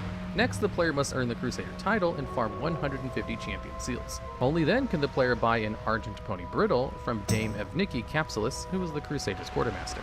Using this item gives you the Argent Squire or Gruntling a cute little mount, and the player earns the achievement Pony Up. Now, when the player summons their companion, the companion offers mailbox, trade, and bank services. However, the companion will despawn in 3 minutes and will incur a 4-hour cooldown before you can call on their services again. The Guild Herald and Guild Page also share similar functions, but do not allow access to the player's bank. Another way to gain bank access is to use the Sassy Imp toy, which has a 35% drop chance from the Imp Master Valisa in Tannic Jungle. However, the Imp does not always listen to the player, and the bank services is only one of the many services he can provide. In addition to only working in Draenor, the toy has a 1-hour cooldown, so it's not the most ideal form of bank access. The final 2 ways to gain bank access in the open world are through being an engineer and using Jeeves, or being a goblin and using the racial Hobgoblin. Before we wrap up the video, let's briefly touch on Void Storage. Void Storage is similar to the bank, but with several key differences. Only trophies, cosmetic items, and special holiday items can be stored in it. Void Storage costs 10 gold each to deposit an item. Luckily, withdrawing an item from the Void Storage is free. The interface contains 160 slots and 2 tabs and costs 100 gold to open a Void Storage account. The system of long-term inventory management was first implemented in patch 4.3 and was meant to serve as an everlasting storage solution to items players wanted to hold on to as keepsakes, but that were taking up valuable inventory space. The lore behind the Void Storage is that it was invented by the Ethereals, who utilized their technomancy to create an apparatus through which the pocket dimension can be accessed. In World of Warcraft, there's this thing called hard mode bosses, where when you engage with them, you can perform certain triggers during the fight that makes them harder, and gives you a special reward at the end of the encounter for purposefully trying to do them harder. In the early days of WoW, the very first hard mode trigger was an AQ40 with the Silithid royalty. This bug trial was an optional boss in that instance, which coincidentally was also one of the first optional raid bosses in the game, and rewarded different gear depending on which Silithid you killed last, with the best loot being obtained from killing Lord Kree last, which was also the hardest order to kill them in. Now, in vanilla WoW, there was no such thing as heroic or mythic modes. Everyone did the exact same difficulty as everyone else if you entered an instance. So this was the first time players could adjust the difficulty for their group, and either complete it easier or harder depending on whether or not they wanted better gear. And both players and Blizzard liked this idea, so they occasionally brought it back and experimented with it. In Zul'Aman, a raid added in the Burning Crusade, they had a system similar to the timed event in Stratholme, where as soon as you entered the instance, a timer would start, and you had a set amount of time to kill the first 4 bosses before the timer ran out. And if you successfully killed the 4 bosses within the allotted time, better loot was rewarded and you got a mount, the Amani Warbear.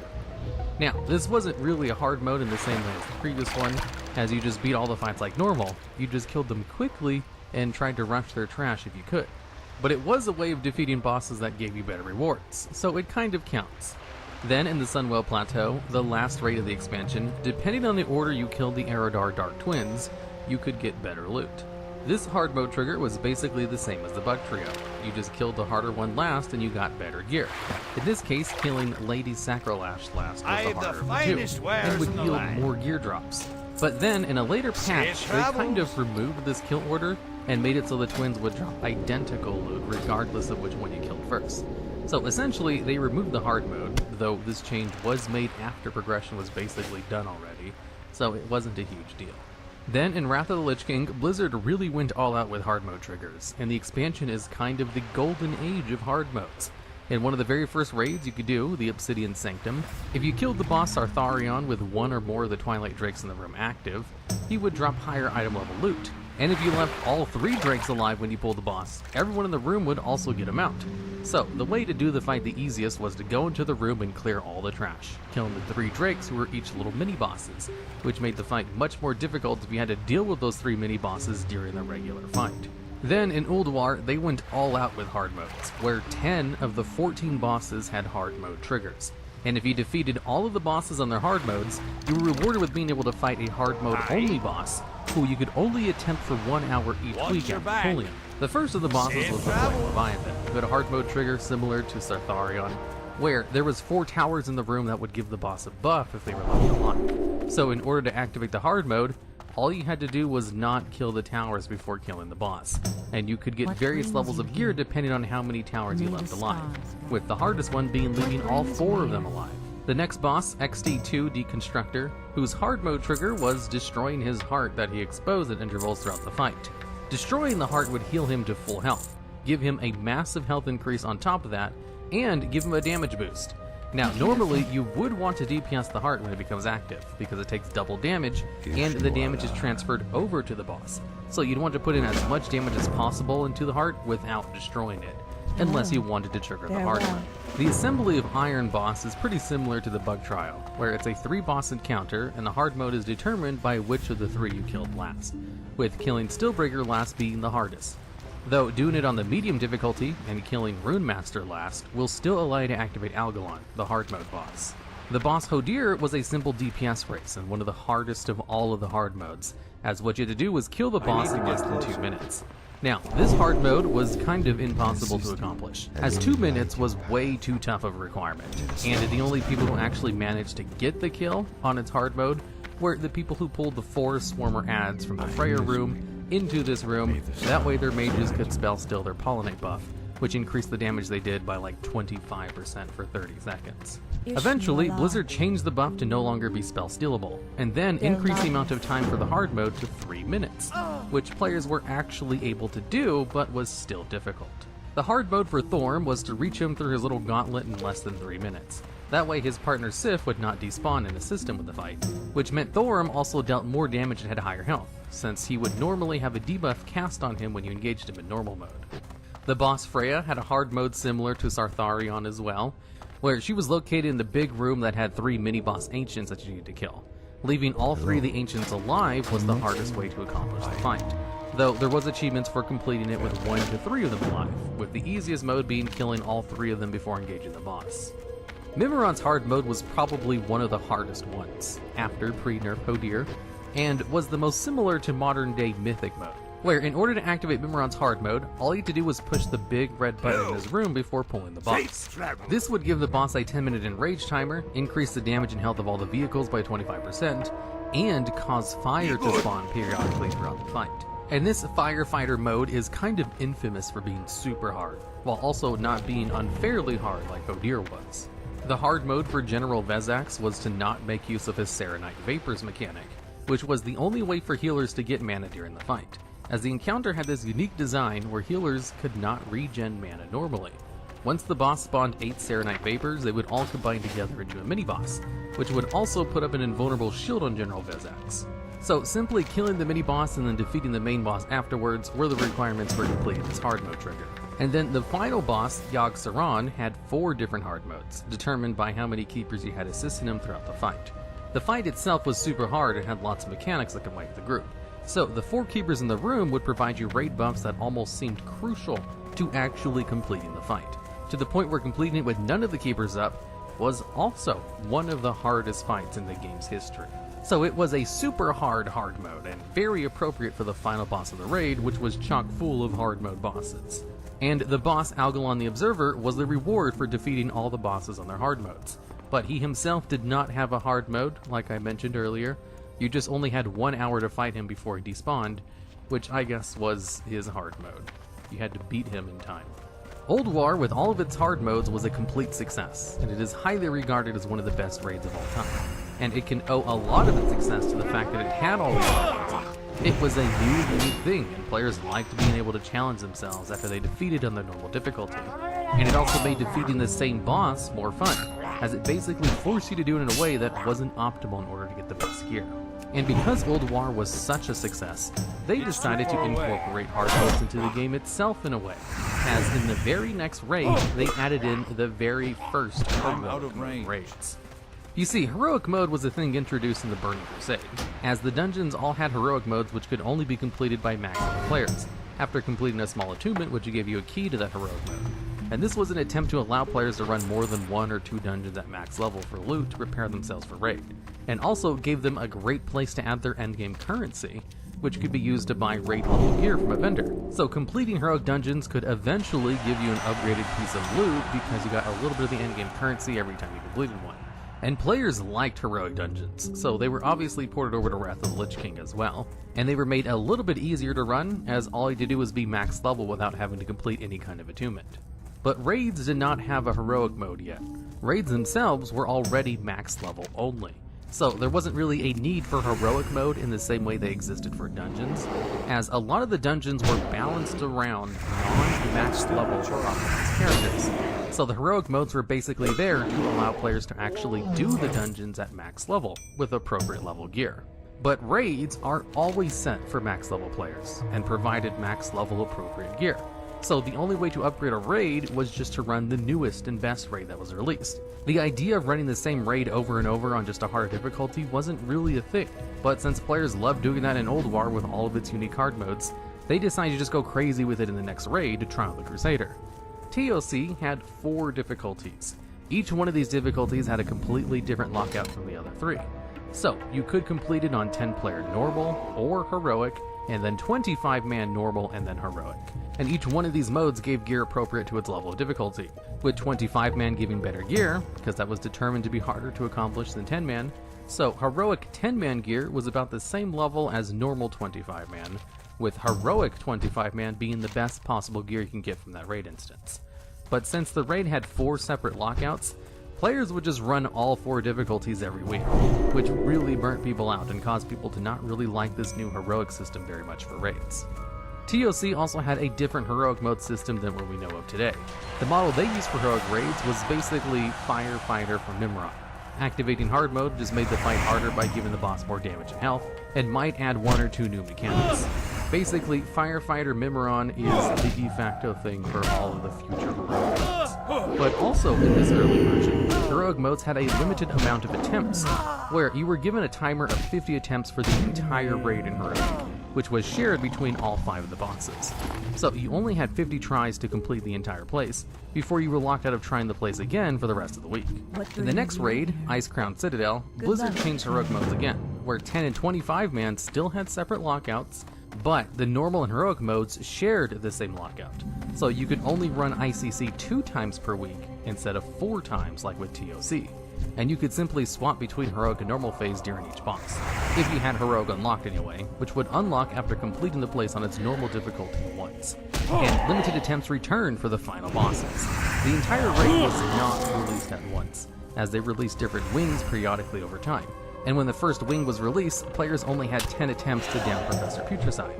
Then, when the Blood Quarter was released, this shared attempts was increased to 15. And then they only had 15 attempts to down both Professor Putricide and the Blood Queen Lenethil. And then when the Frostwing was released in the Lich King, it was increased again. Blizzard liked this limited attempt system, as they thought it would force players to have more quality attempts, instead of just bum rushing the boss until eventually they got a kill and got lucky. Although what this actually did was just encourage players to gear up a whole bunch of alts so they could have practice attempts, and then hop on their mains for their real attempts, which just made hardcore raiding even more difficult to micromanage. So they largely got rid of the attempt systems after Wrath of the Lich King, but it did return for one boss in Mists of Pandaria, as the heroic-only boss Paladin has 30 attempts per week, and still has those 30 attempts per week to this day.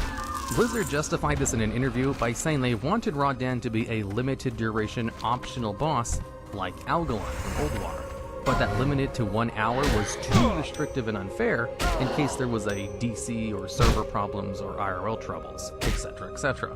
Basically, with limited attempts, they had all week to try instead of a 1 small hour window, where it was still technically a short duration boss, as you could easily get those 30 attempts done in about an hour, maybe a lot more than that. Then in Cataclysm, Blizzard made 10 and 25-man modes share lockouts as well, so you can no longer run the place 2 times each week, and they would both just drop the same level of gear, rather than 25-man mode having better gear. The only difference between the two was that the 25-man version would just drop more gear than normal. The last raid tier in Cataclysm is also when LFR mode was added to the game, and had all kinds of problems with its first iteration, like allowing players to endlessly farm tier set bonuses because they could just trade them between players, even if they've already looted them for that week. In Mists of Pandaria, they kept the system the same, but they did include one last hard mode trigger. In the Terrans of Endless Spring, the first raid fight against the Protectors of the Endless was another 3-boss encounter which awarded better gear depending on which of the 3 bosses you killed last, similar to the Bug Trio again. And this was the last time a hard mode trigger appeared in a raid. But not in dungeons, as we've had hard mode triggers as recent as Mechagon in the Mega Dungeon, which awards a special mount if you complete some of the bosses in a more difficult manner. But as far as raids go, the Terrans of Endless Spring is the last of the hard mode triggers we've had so far. At the end of Mists of Pandaria, they introduced this new mode called Flex Raiding, which was an easier mode than normal but harder than LFR, which allowed players to do the raid with 10 to 30 people, as the boss's health and damage would just adjust based on how many people you had in the raid. And people weren't very happy with having 4 difficulties, each one of them with their own separate raid lockouts, as it was kind of like TOC all over again. So in Warlords of Draenor, they just kind of renamed everything and set a standard for the hardest difficulty.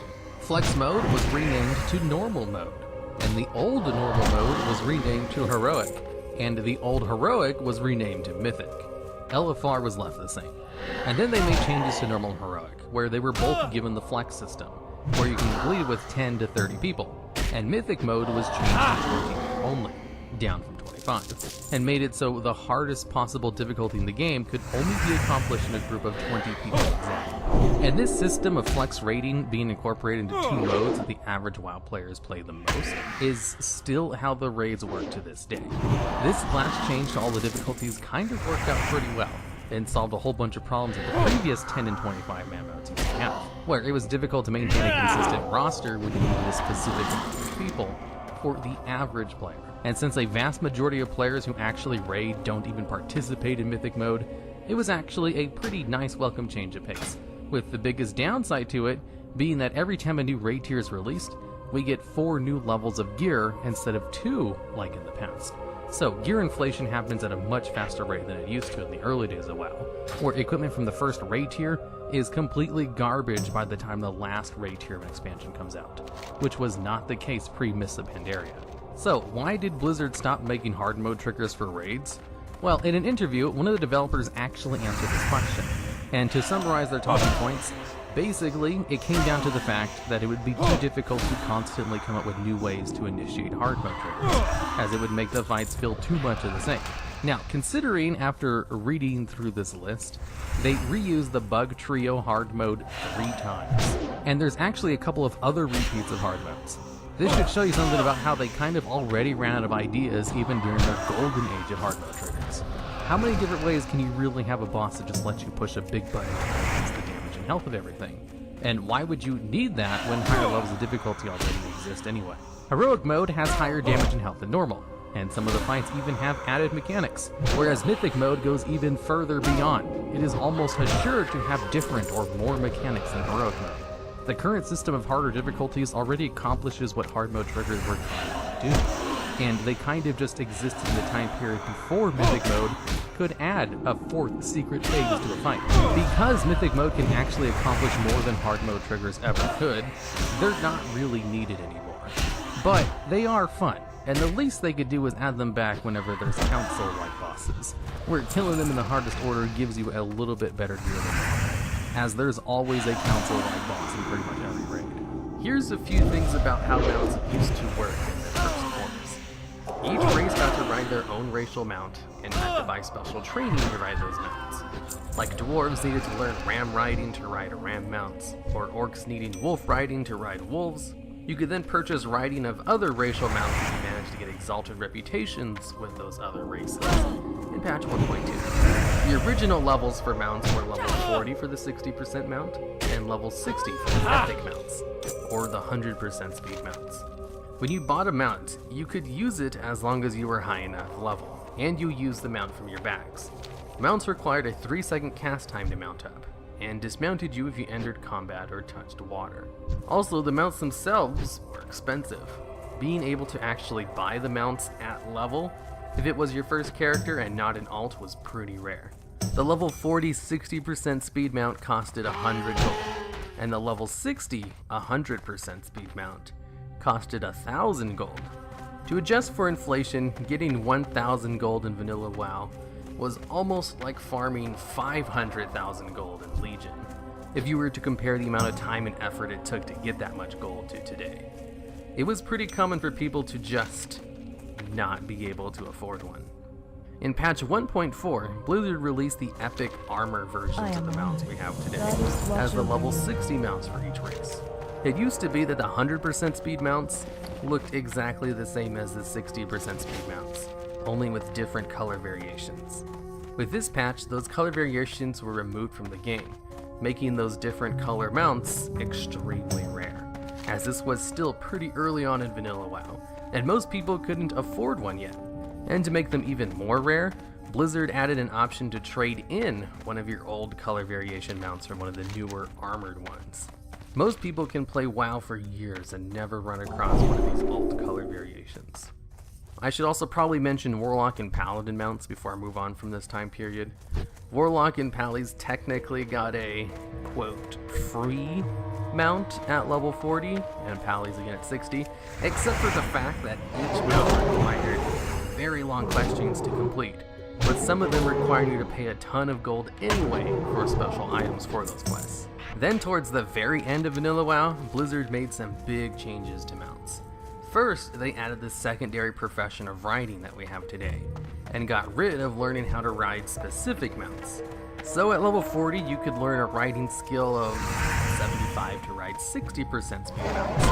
And then at level 60, you could learn up to level 150 skill to ride 100% speed mounts. The cost of learning these two skills was about 80 gold for the 60% mounts, and around 900 gold for the epic mounts. But the cost of mounts themselves were significantly reduced. 60% mounts only cost 20 gold each instead of 100, and 100% speed mounts only cost 100 gold each instead of 1,000. This meant people could, realistically, actually buy more than one epic mount. Of course, these changes were made to ready the playing field for when flying mounts were added. In the Burning Crusade, WoW's first expansion, flying mounts were added to the game, but with the limit of only being usable in Outlands. Flying mounts could be learned at level 70, but cost 900 gold to learn, and the basic flying mounts went for 100 gold on top of that. Also, the original flying mounts at this first level only went at 60% movement speed, and were very slow. But of course, everyone saved up to get one as soon as they could, because even at such a slow flying speed, flying over things was still faster than traveling by land. And you also didn't have to worry about being dismounted by combat, or getting ganked on PvP servers. If you wanted epic flying mounts, or the 280% speed mounts, you were going to have to pay 5,000 gold for the training, and another 200 gold for the basic epic flying mount. 5,000 gold in TBC was pretty much the same as 1,000 gold in vanilla WoW, if you account for inflation. So it was hard to get, and many people saved up for months to afford it. But it was totally worth it. 280% flying was a tiny bit faster than 60%. I should probably also mention, in this time mounts still only had one speed to them. If you bought a 60% flying mount, it could only ever fly at 60% speed, even if you had 280 speed training. Same with ground mounts and their speeds. Of course, if you were a PvPer and reached the gladiator rank in arenas, part of your rewards was an exclusive 280% speed flying mount, and a free skill up to ride that mount. So really good PvPers didn't have to pay 5,000 gold to ride epic flying mounts, which was probably a pretty good incentive to get people to actually PvP. A problem WoW currently has, where arena participation is at an all-time low. Also with the Burning Crusade, Blizzard introduced the first ever profession mounts, with the 2 flying machines engineers can make. But only engineers could use these mounts, so obviously, many people took engineering just to use them, even if engineering wasn't one of the greatest professions to have at the time. You really shouldn't underestimate just how much people really love mounts. Ground mounts also saw some adjustments. The 60% ground mounts were changed to be learned at level 30 instead of 40. The training cost was reduced to 35 gold, making it a lot more noob friendly to actually have a mount while leveling up for the first time. And the 100% speed mounts were changed to only cost 600 gold instead of 900 to learn the riding skill. Still kinda expensive. In Wrath of the Lich King, Blizzard added the first of many to-come restrictions to flying in New Worlds. In order to prevent people from flying around Northrend, they added the clause of needing cold weather flying to fly in Northrend, which cost 1,000 gold to learn at 77. The reason it was learned at a lower than max level is because the last 2 zones you could level in, Ice Crown and Storm Peaks, were designed with flying in mind. Hell, one of the main quest hubs in Ice Crown is your faction's flying ship that is constantly in the air. Blizzard also added 310 flying speed mounts in this expansion, only with the twist of there being no way to actually train to use it. Only special mounts from hard to get raiding and PvP achievements had the 310% movement speed, so the only way to fly at the fastest possible speed was to be a hardcore raider, PvPer, or to wait a year, because this is also the expansion Blizzard added achievements, and with achievements, the holiday meta achievement of What a Long Strange Trip It's Been, which required you to complete pretty much all of the holiday achievements of every single major holiday event in game, which in the end awarded a 310 flying speed mount. And this mount is how most of the player base actually managed to get 310 flying. Just like in TBC, Blizzard made some changes to ground mounts again. This time, the changes were a lot bigger, and are pretty much still how mounts function today. Mounts were changed to only require a 1.5 second cast time, instead of 3 seconds, cutting the mount cast time in half. 60% speed mounts could be learned at level 20, and only for 4 gold. That's a huge discount compared to the old vanilla version of level 40 and 100 gold. The 100% speed mounts were lowered to be learned at level 40 and only cost 50 gold to learn. The basic flying mount was changed to be learned at level 60. Its base movement speed was increased to 150% movement speed, because 60% was kinda stupid for a flying mount, and its cost was reduced to 250 gold, down from 900. With this change, players could actually fly the whole time they quested through Outlands now, assuming they had the gold to afford the flying. And they also added a Tome of Cold Weather Flight, which was an heirloom that could be bought by max level players to teach an alt how to fly in Northrend, allowing players to fly the whole time they could quest in Northrend, instead of just the tail end of it. On an alt anyway. Wrath of the Lich King was the mount-friendly expansion, paving way for all of the conveniences we enjoy today when it comes to mounts. This expansion is also when the mount tab was added, so you no longer had to carry around mounts in your bags to use them. Also, side note, the patch most of these changes went live, patch 3.2, is also when I started playing the game. I remember downloading the game and messing around in my torrent hunter, logging off and going to school, only to come back and see that I had to download this thing called a patch if I wanted to play. I thought maybe something had gone wrong and they were trying to fix my game, since I had just installed it. And I remember reading through the patch notes and seeing the mount changes and thinking, wow, that's neat. I'm glad I started playing now because I can get a mount when I hit level 20. Also side note, mammoth mounts introduced in this expansion actually had their own health pools, and you could jump from high places and they would just take the fall damage for you and die, as well as allowing players to carry around other people on their mounts for the first time. Anyways, back to the main video topic. Wrath was also when the very first ever store mount was added to the game, the Celestial Steed. Now, store mounts are a pretty accepted part of the game nowadays, and most people don't really bat an eye at them when a new one is announced. But this mount was different. You see, this mount actually provided a tiny in-game advantage. It used to be that all mounts were character specific and not account wide. If you got an awesome mount from an achievement on your main, you couldn't use it on your alt, even if you had the correct level of riding and etc. But the sparkly pony would be mailed to every single character you had, including all future characters you might make.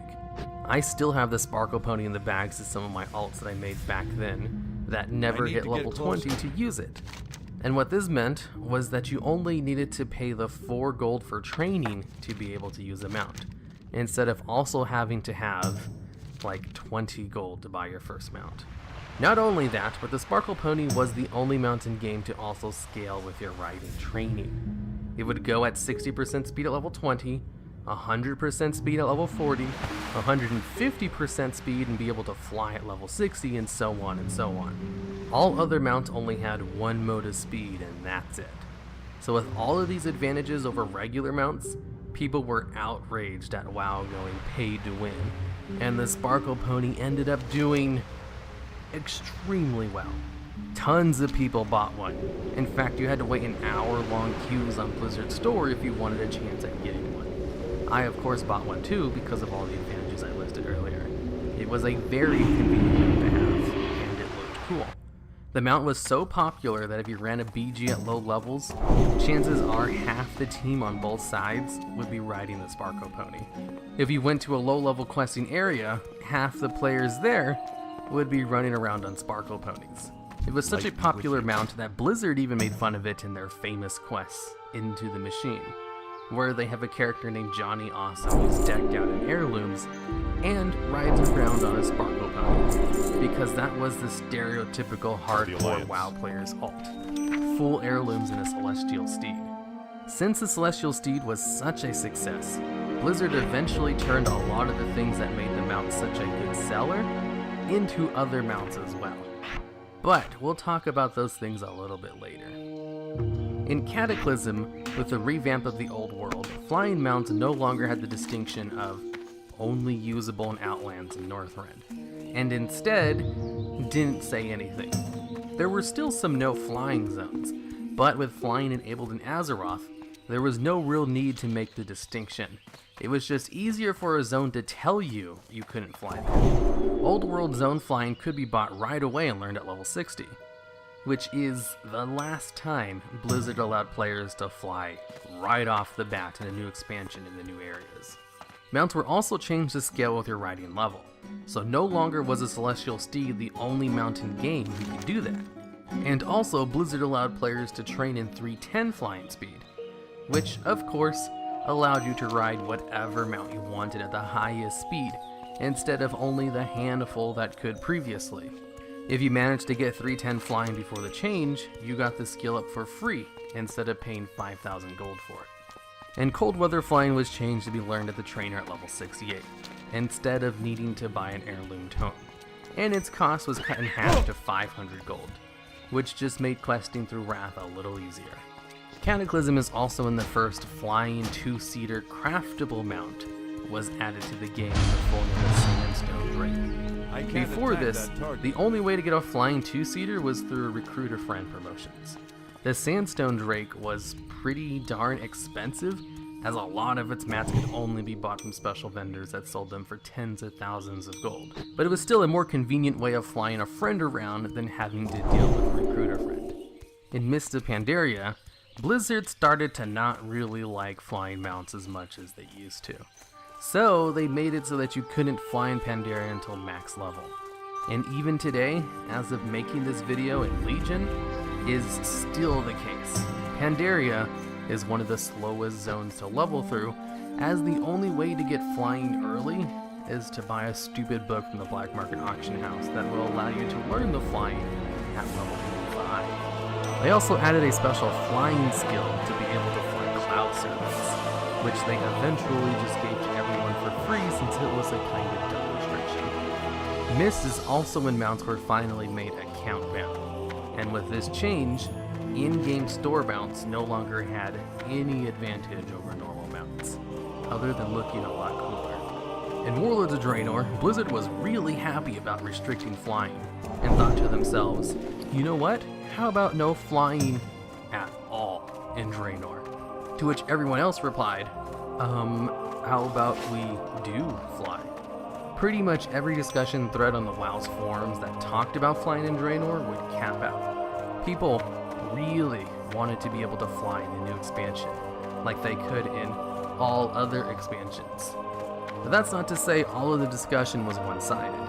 A lot of the people didn't want flying at all in Draenor, but these were mainly world PvPers who loved to gank people, so no one cared about them. And Blizzard eventually added a way to get flying in Draenor a few patches into the game with a Pathfinder achievement. This achievement was a very long, hard-to-accomplish list of tasks that basically proved you'd already explored and did everything in the zone and deserved flying. And people kinda liked it. Once you got the achievement once, you unlocked flying on all of your characters and alts forever, which meant you didn't have to spend money on zone-specific flying for each new alt you leveled up. And since there was such a positive reaction to the pathfinding achievement, Blizzard did the same thing for Legion and didn't allow flying on the Broken Isles until you complete the Mega achievement, which couldn't actually be completed until a few patches in when the Broken Shore content unlocked, which was basically a half measured on Blizzard's part. They wanted people to actually explore their new zones they spent a lot of time on instead of people just flying over it, while at the same time, eventually, allowing people to fly over it. Except Argus, you can't fly there ever. Of course, the new system is not perfect. It's kinda a deterrent to players returning to the game after long breaks, or to new players, and will be a pain in the ass to get in future expansions, where you'd much rather just want to pay to unlock flying, rather than having to do literally every single quest in the zones, plus all the other tedious shit you need to do to unlock flying just because you didn't play during that expansion. Now, let me go back a little bit and talk about a few things I may have skipped over. In Warlords is when Blizzard made it so a lot of flying mounts could be used as ground mounts as well, in no-fly zones. Cold weather flying was also changed to only cost 50 gold to learn at level 68, and be given to a player for free once they hit level 80, if they hadn't bought it already before then. Warlords of Draenor is also when the very first and only level 1 mounts were added to the game, the heirloom motorcycles. Well, actually, I guess I should say the first mount that could be used at level 1 that functioned like a normal mount. Technically, the sea turtles came first and also could be used at level 1, but they didn't increase your ground speed, so mounting one was the same as just running at normal speed. They did increase your swim speed though. The motorcycles are some of the few mounts to not scale with your riding training, and only ever go at 60% movement speed. But they do have a few advantages over normal mounts. For one, you can use it without training, so it's usable at level 1, giving players a much faster questing experience than ever before. And 2, you can't be dismounted from a daze on this mount, so it's actually useful for running through packs of mobs at higher levels if you don't mind the slower speed. In Legion is when Blizzard changed swimming mounts to actually swim faster than 100% movement speed. They used to be pathetically slow, and now are only less, so I should really increase it way more than it is now, but I guess it's better than the slow speed it used to be before they finally increased it a little bit in Legion. Did you know the in-game calendar wasn't added to WoW until the start of Wrath of the Lich King? Before then, if you wanted to schedule raids and events with friends or guildies, it was done by just doing it the old-fashioned way, with verbal agreements or on a guild website, or by using an add-on like Group Calendar. Group Calendar functions a lot like the calendar we have in-game by default. You can click on it in the top right-hand corner, create events, and then invite other players who also have the add-on installed to groups and raid events.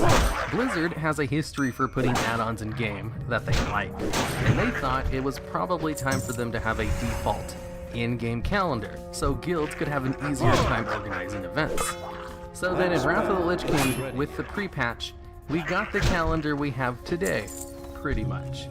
Blizzard is known for not making too many changes to features once done. You can create events and then add people to it by typing in their names. With the correct permissions, you can mass invite people of certain ranks in your guild as well, to make scheduling a raid easier.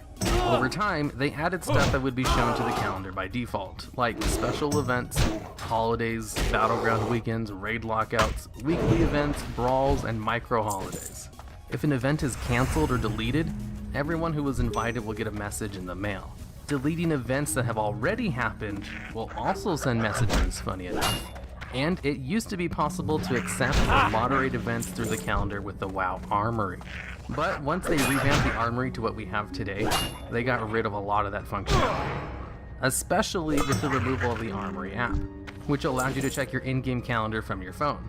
For some reason, Blizzard just kind of removed all of that useful support, and we don't really know why. But with the removal of the old Armory and the Armory app, the only way to check your calendar and interact with it is to log into the game. And that is the very brief history of the in-game calendar. It was a feature that should have been in the game since the beginning, but wasn't actually added until Wrath of the Lich King. The Summoning Stone. Did you know it's actually called the Meeting Stone? I didn't actually know that until researching this video. Everyone I know has called it the Summoning Stone because, I mean, that's what it does. It summons players. But it didn't always do that, as surprising as that may sound. The Meeting Stone was first added to the game in patch 1.3. That's right, such a crucial part of running dungeons wasn't even in the game at launch. It was added later, and didn't actually work at all like it does today. You know how today if you want to run a mythic dungeon by yourself, you open the group finder tab and just look for a group or create your own? Well, that's what the Meeting Stone did, except only for that one dungeon the stone was associated to, and only connected other people using the stone as well, and was kinda Blizzard's first try at a dungeon finder tool. Except one with lots of problems. For one, like I mentioned, you can only queue for that one dungeon the stone was associated to. So if you wanted to queue up for Wailing Caverns, for example, you could run out to the Meeting Stone and queue up for that one dungeon, and maybe wait a few hours to get a group, because of 2. The stone was located in front of the dungeons in the middle of nowhere, and took you away from major cities and trade channels, where it was a lot easier and more common to find a group for a dungeon.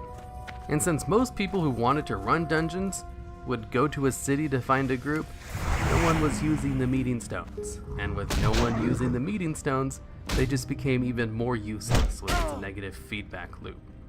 No one used the Meeting Stones because no one else used the Meeting Stones. Also on PvP servers, Meeting Stones were just a nice place to ambush players, giving it even one more layer of inconvenience. A few patches later, Blizzard tried to make the Meeting Stones a little bit more convenient, by allowing people to queue for a meeting stone from innkeepers who were near the dungeons, which meant you didn't have to leave the local town to queue up for a dungeon. But by this point, no one was using the meeting stones anyway, and this didn't really change that. People still opted in to just form groups the old-fashioned way than to queue up through the innkeepers.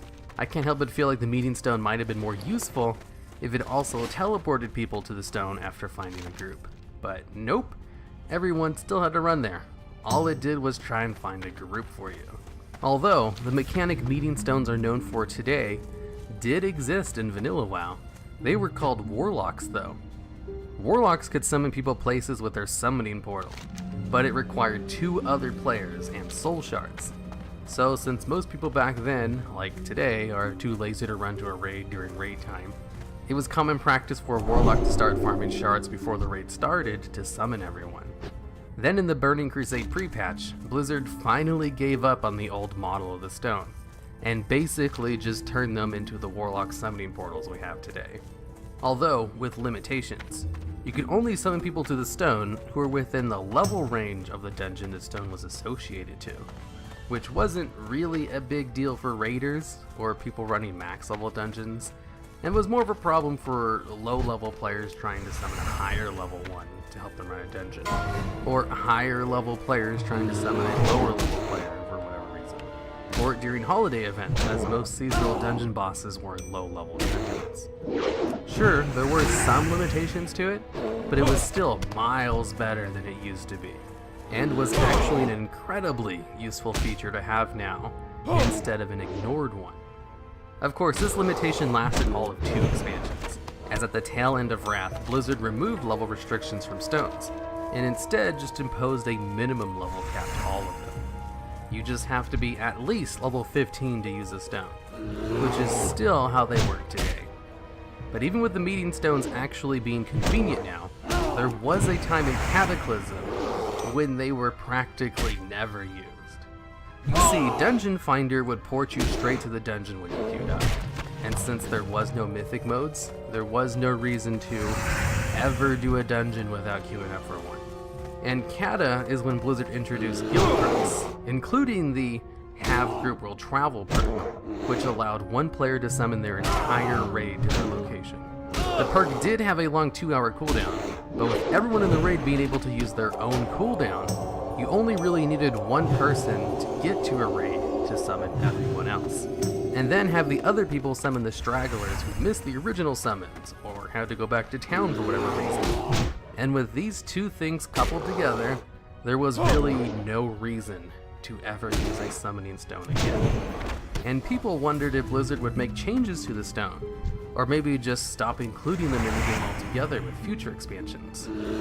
But they need not worry, as Blizzard instead just removed the guild perk, forcing people to use stones at raids, at the very least. And then in Warlords of Draenor, they added mythic dungeons, which forced people to use stones at dungeons too. And nowadays, summoning stones are used just as much as they ever were after vanilla. Glyphs were added to the game in Wrath of the Lich King as a way to further customize your character to increase its power or utility. And nowadays, they are used almost exclusively for cosmetic effects. When first announced, Blizzard said there would be 3 kinds of glyphs: major, lesser, and minor. They also created the profession of inscription in order to create these glyphs. Because, for some of you who may not know, inscription was not one of the original professions in the game, and was in fact the last major profession Blizzard created for Wrath of the Lich King. When Wrath of the Lich King launched, they eventually removed the lesser glyphs, and only had the 2 types of major and minor. Major glyphs were large improvements to your character's abilities, where they could increase the power of major spells, or give them extra effects, like adding a dot to a spell, or giving an effect a stun on top of whatever else it did. Now, minor glyphs were just cosmetic changes, or quality of life changes to certain abilities. There were definitely some useful minor glyphs, like how hunters had minor glyphs that made ticks of their men pet give your pet happiness, and another minor glyph that reduced the cooldown of fake death, both of which were actually incredibly useful things to have. But on a whole, minor glyphs were just kind of minor changes that rarely affected combat. And in order to use glyphs, you needed to have the glyphs in your inventory, and you had to be next to a lexicon of power, which was located near scribe trainers. And using the glyphs would consume the glyph in your inventory. And if you wanted to change the glyph to something else, you had to buy another glyph and replace it. Then if you wanted to change it back, you had to buy that glyph again in order to replace it. Glyphs were basically a consumable thing that you had to buy constantly if you wanted to change them out. So most people would just find whichever glyphs were the best and just kind of use those ones for the most part. And glyphs also worked as level up incentives. As you leveled up, you got to unlock more of your glyph slots. At level 15, you got your first major and minor glyphs. At level 30, you got an extra major, and so on and so on. The glyph unlocks kind of worked like how our talent point system works today. And then this was how glyphs worked for the first expansion they were introduced. Consumable items that you could use to increase the power of your character. But Blizzard didn't really like how people had to carry around glyphs in their bags if they wanted to change specs, or alternate to PvP. So, in Cataclysm, they turned the glyphs into permanent recipe-type things that once you learned it, you could just choose it again later on without having to buy another glyph. And I remember when this change went through, because in the Goldmaker community, this change was known as Glyphmas, because everyone was trying to buy out all the glyphs they possibly could, so they could just learn them all immediately and not ever have to buy glyphs again. This change severely limited how scribes could make money, since glyphs were no longer consumables that needed to be bought all the time. So this is when Blizzard started giving scribes more things to focus on besides just glyphs.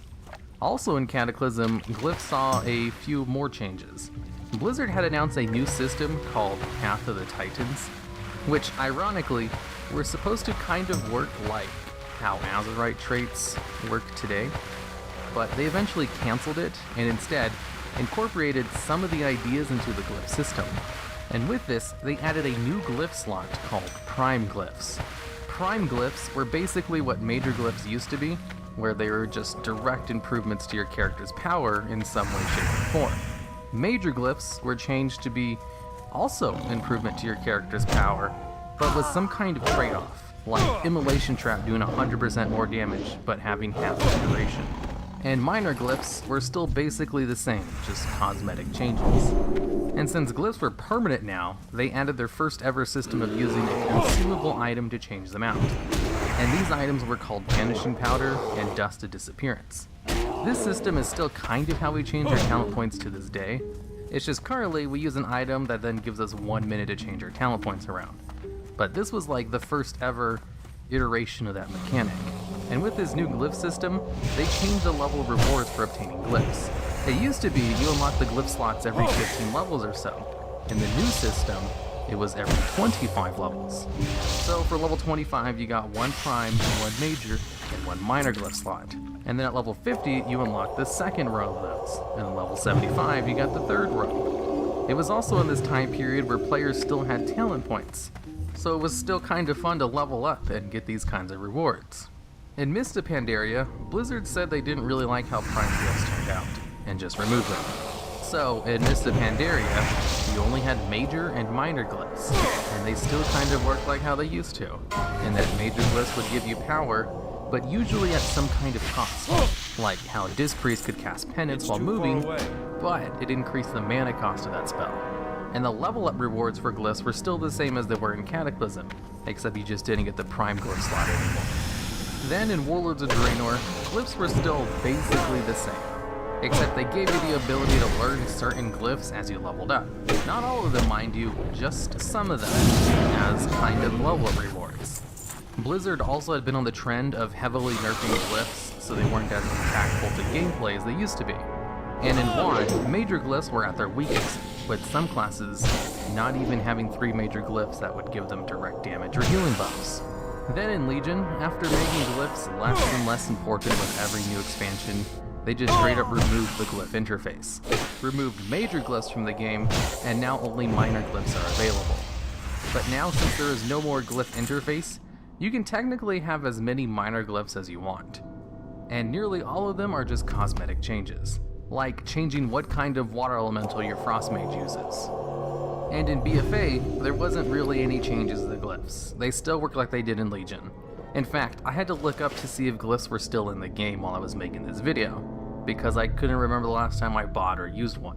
So glyphs, over their history, went from an integral part of your class that directly impacted the power of your character and gave you more level up rewards, to a feature that today, many people probably have forgotten exists.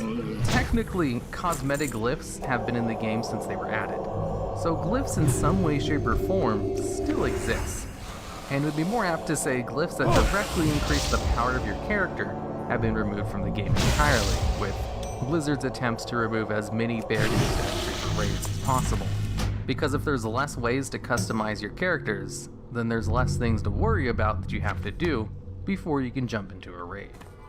The mailbox. You might be thinking to yourself, why are you making a video about mailboxes? Are you out of ideas already? And that line of thinking comes from a player who's so used to the conveniences of today's mailboxes, they're not even worth thinking about. They're everywhere, readily available, and super convenient. What is there to even talk about? Well, quite a bit actually. First, let's talk about the location of the mailbox itself. I'll use Orgrimmar as an example because it was the major reward since it's where the auction house was. Inventory is plus I'm not 12, so I don't really play Alliance. In vanilla WoW, Org had only 2 mailboxes. One in front of the bank, which was also close to the auction house, and another up north at the entrance to the Valley of Honor. Since the mailbox in front of the bank was in the more convenient location, it was used the most. In fact, it had such heavy traffic since it was the only nearby mailbox next to the auction house, it was always crowded.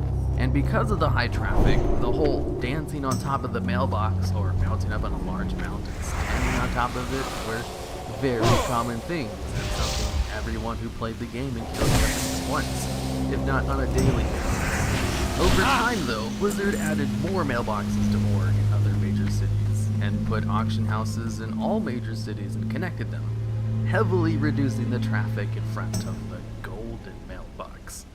And today, well, just take a look at this screenshot of all the mailboxes in Orgrimmar today, compared to the mailboxes in vanilla. With so many mailboxes and so many places to access an auction house, I personally have one in my garrison. The heavy traffic and mailbox dancing isn't really a thing that exists anymore. It's a relic of a bad city design, and probably won't ever come back unless Blizzard just decides to remove 90% of the mailboxes in the game. The Alliance equivalent to the mailbox in front of the Orc Bank was an Iron Forge, since the auctioneers in vanilla were an Iron Forge instead of Stormwind for some reason. And then there's the mechanics of the mailbox that have changed over time. If you send a simple message, the mail will arrive immediately. It can be viewed for up to 30 days. But before early Burning Crusade, in patch 2.1.3, mail only lasted for 3 days after being read, instead of just being there for 30 days all the time like it is today. In current WoW, if you send mail to an alt, it will arrive immediately. Back in the day, it took an hour, just like mailing it to other players. In Cataclysm, Blizzard added a guild perk called Guild Mail, which allows mail to be sent immediately to other guild members, similar to mailing things to an alt. This was again another pretty convenient addition, since mailing things like mats, gems, or enchants to guildies is a common thing, and more convenient than having to meet up with them in person to trade the stuff. Also, mailboxes could collect all mail automatically, only very recently. For the longest time, you needed an add-on to hit the collect all mail button. Back in the day, you had to manually open each mail tab and click on all the items. The amount of mail you could actually send was also limited. Before patch 2.3, you could only send 7 items in a single message. Today, you can send up to 12, which is weird that they just didn't double it, and I don't know why 12. Kind of arbitrary, but it is more than 7, I guess. The mailbox only shows 50 messages at a time. If you collect all 50, you have to wait 1 minute before it resets and allows you to collect more. Or you can just type in /reload to do it right away. But prior to patch 2.0.1, on the very beginning of Burning Crusade, you would need to actually log out or talk to an auctioneer in order to collect more mail past 50, which was a lot more inconvenient than just waiting 60 seconds. Speaking of the auction house, mail from the auction house works differently than it does for players mailing each other. Mail from the auction house is displayed last, and is not lost even when the players can't send in mail. This suggests that mail from the auction house isn't actually part of your mailbox, and is instead stored on the auction house's server when it's being opened from your mailbox.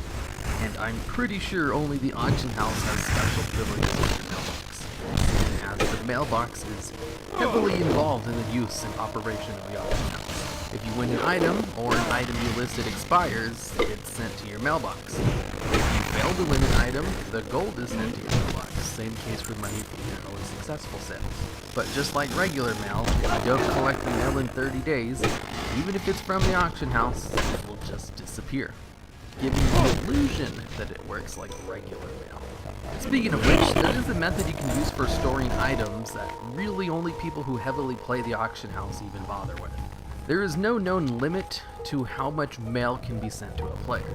So if you don't have enough space to store all your mats or just things you want to save that can be mailed to other people, you can just mail them to an alt and just not collect the mail. The mail will be sent back to you after 30 days automatically, in which case you have another 30 days to collect the items and mail them back, and repeat the process all over again. With this method, it's possible to just treat the mailbox as your unlimited space bank for almost 60 days, before you have to collect and resend. Of course, the risk to doing this is if you don't collect the mail after it's returned, the items will disappear. So if you forget all about the stuff you mailed, you can lose all your shit.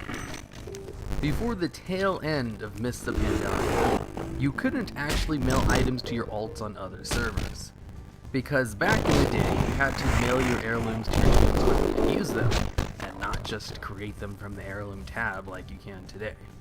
And leveling up on a new server was like starting over again, because not only could you not mail gold to them, which you still can't mail gold on a server today, but you also couldn't send over bind on account items. You had to get a new set of heirlooms on each new server.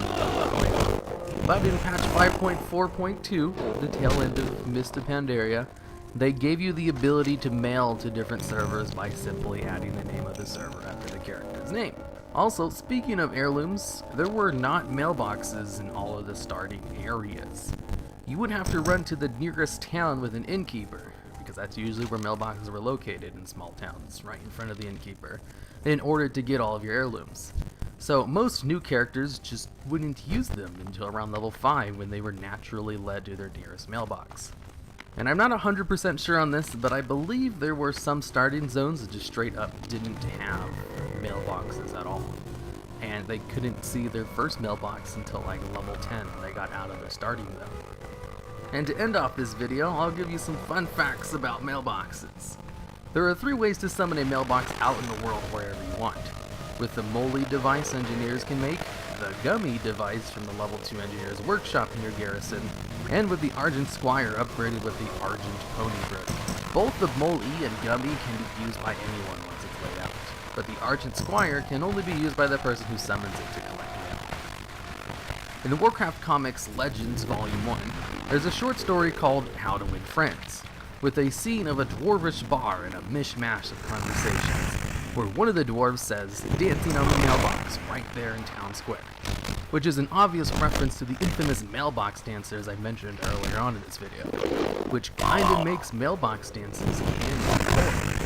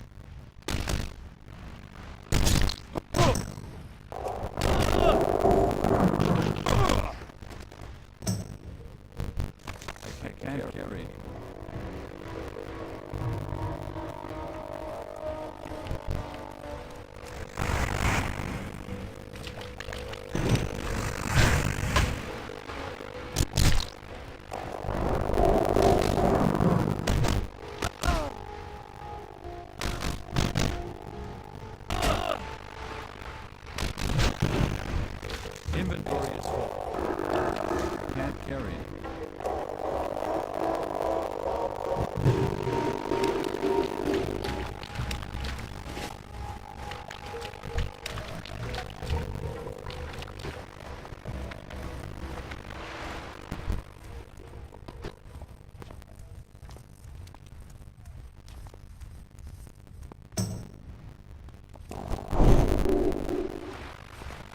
I'm out of range. Inventory is full.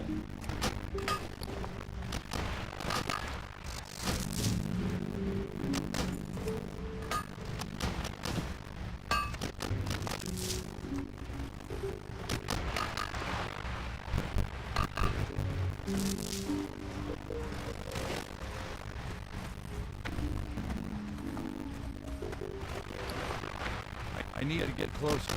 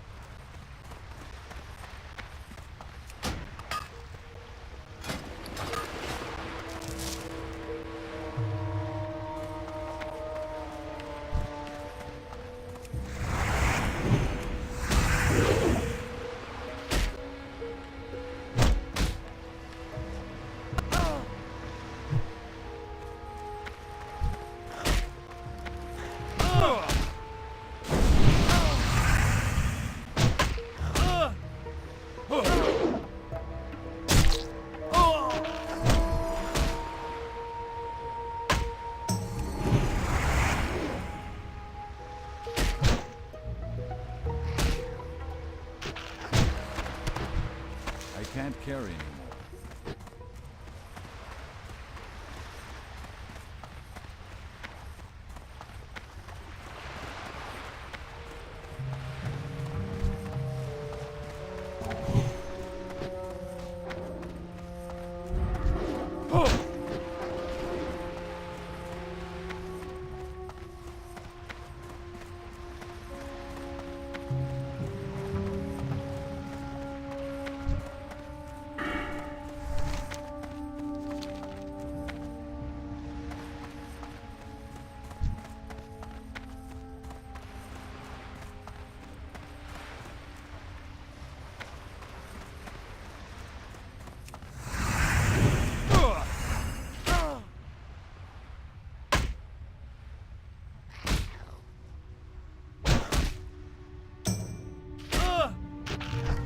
Inventory is full.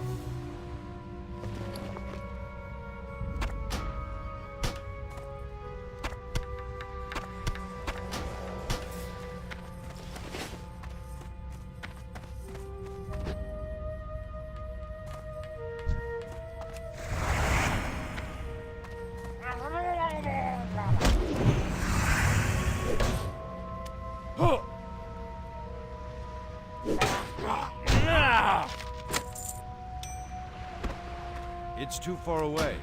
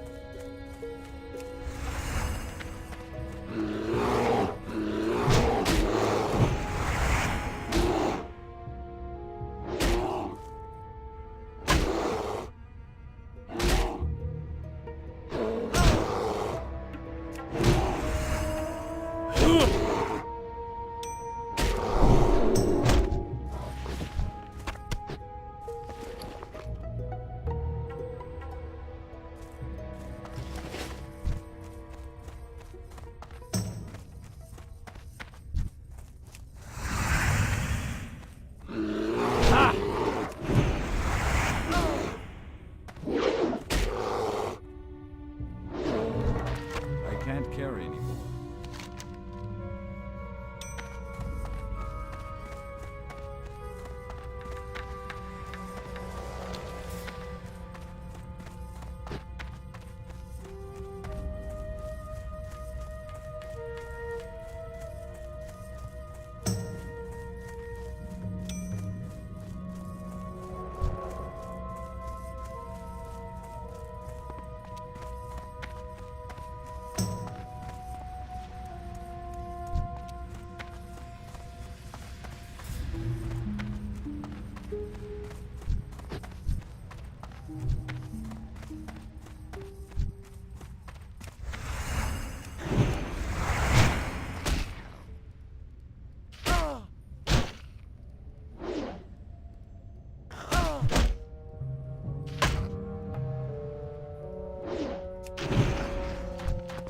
Inventory is full.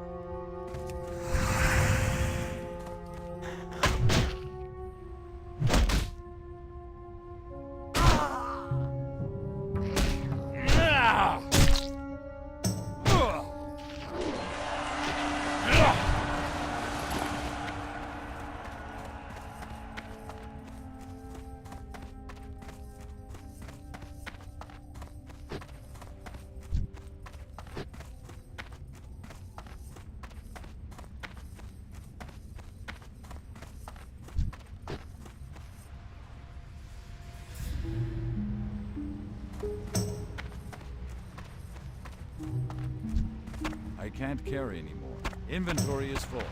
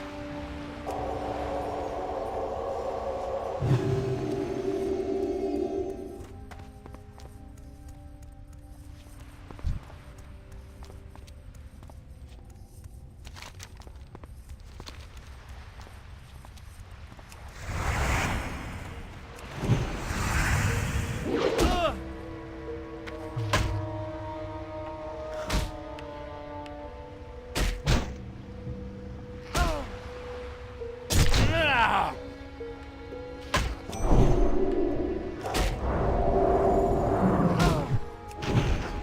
can't carry anymore.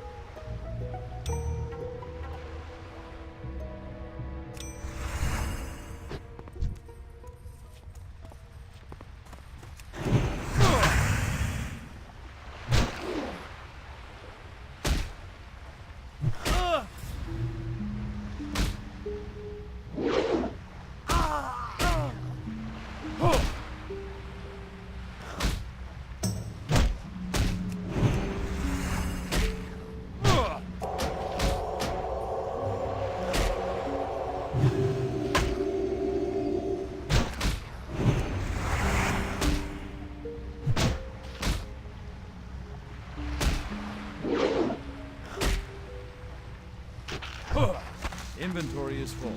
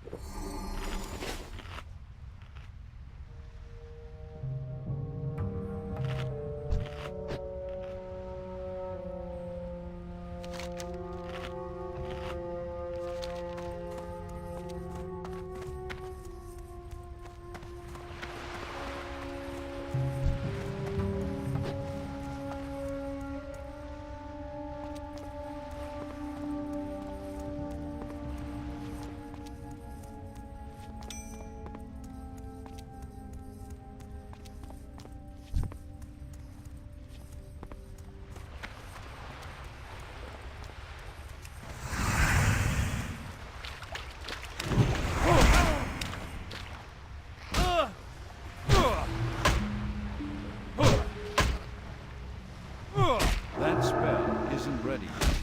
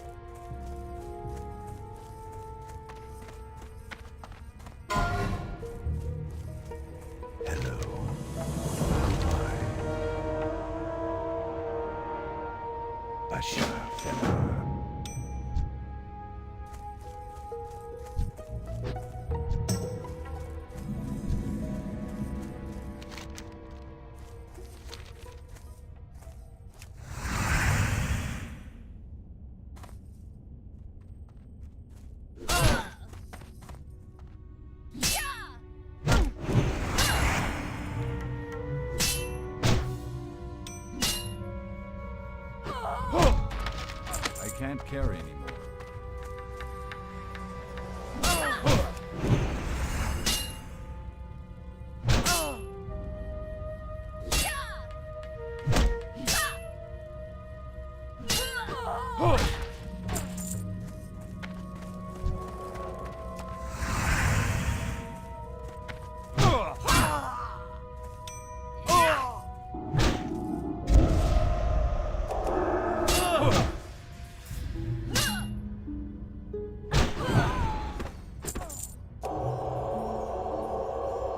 Yeah.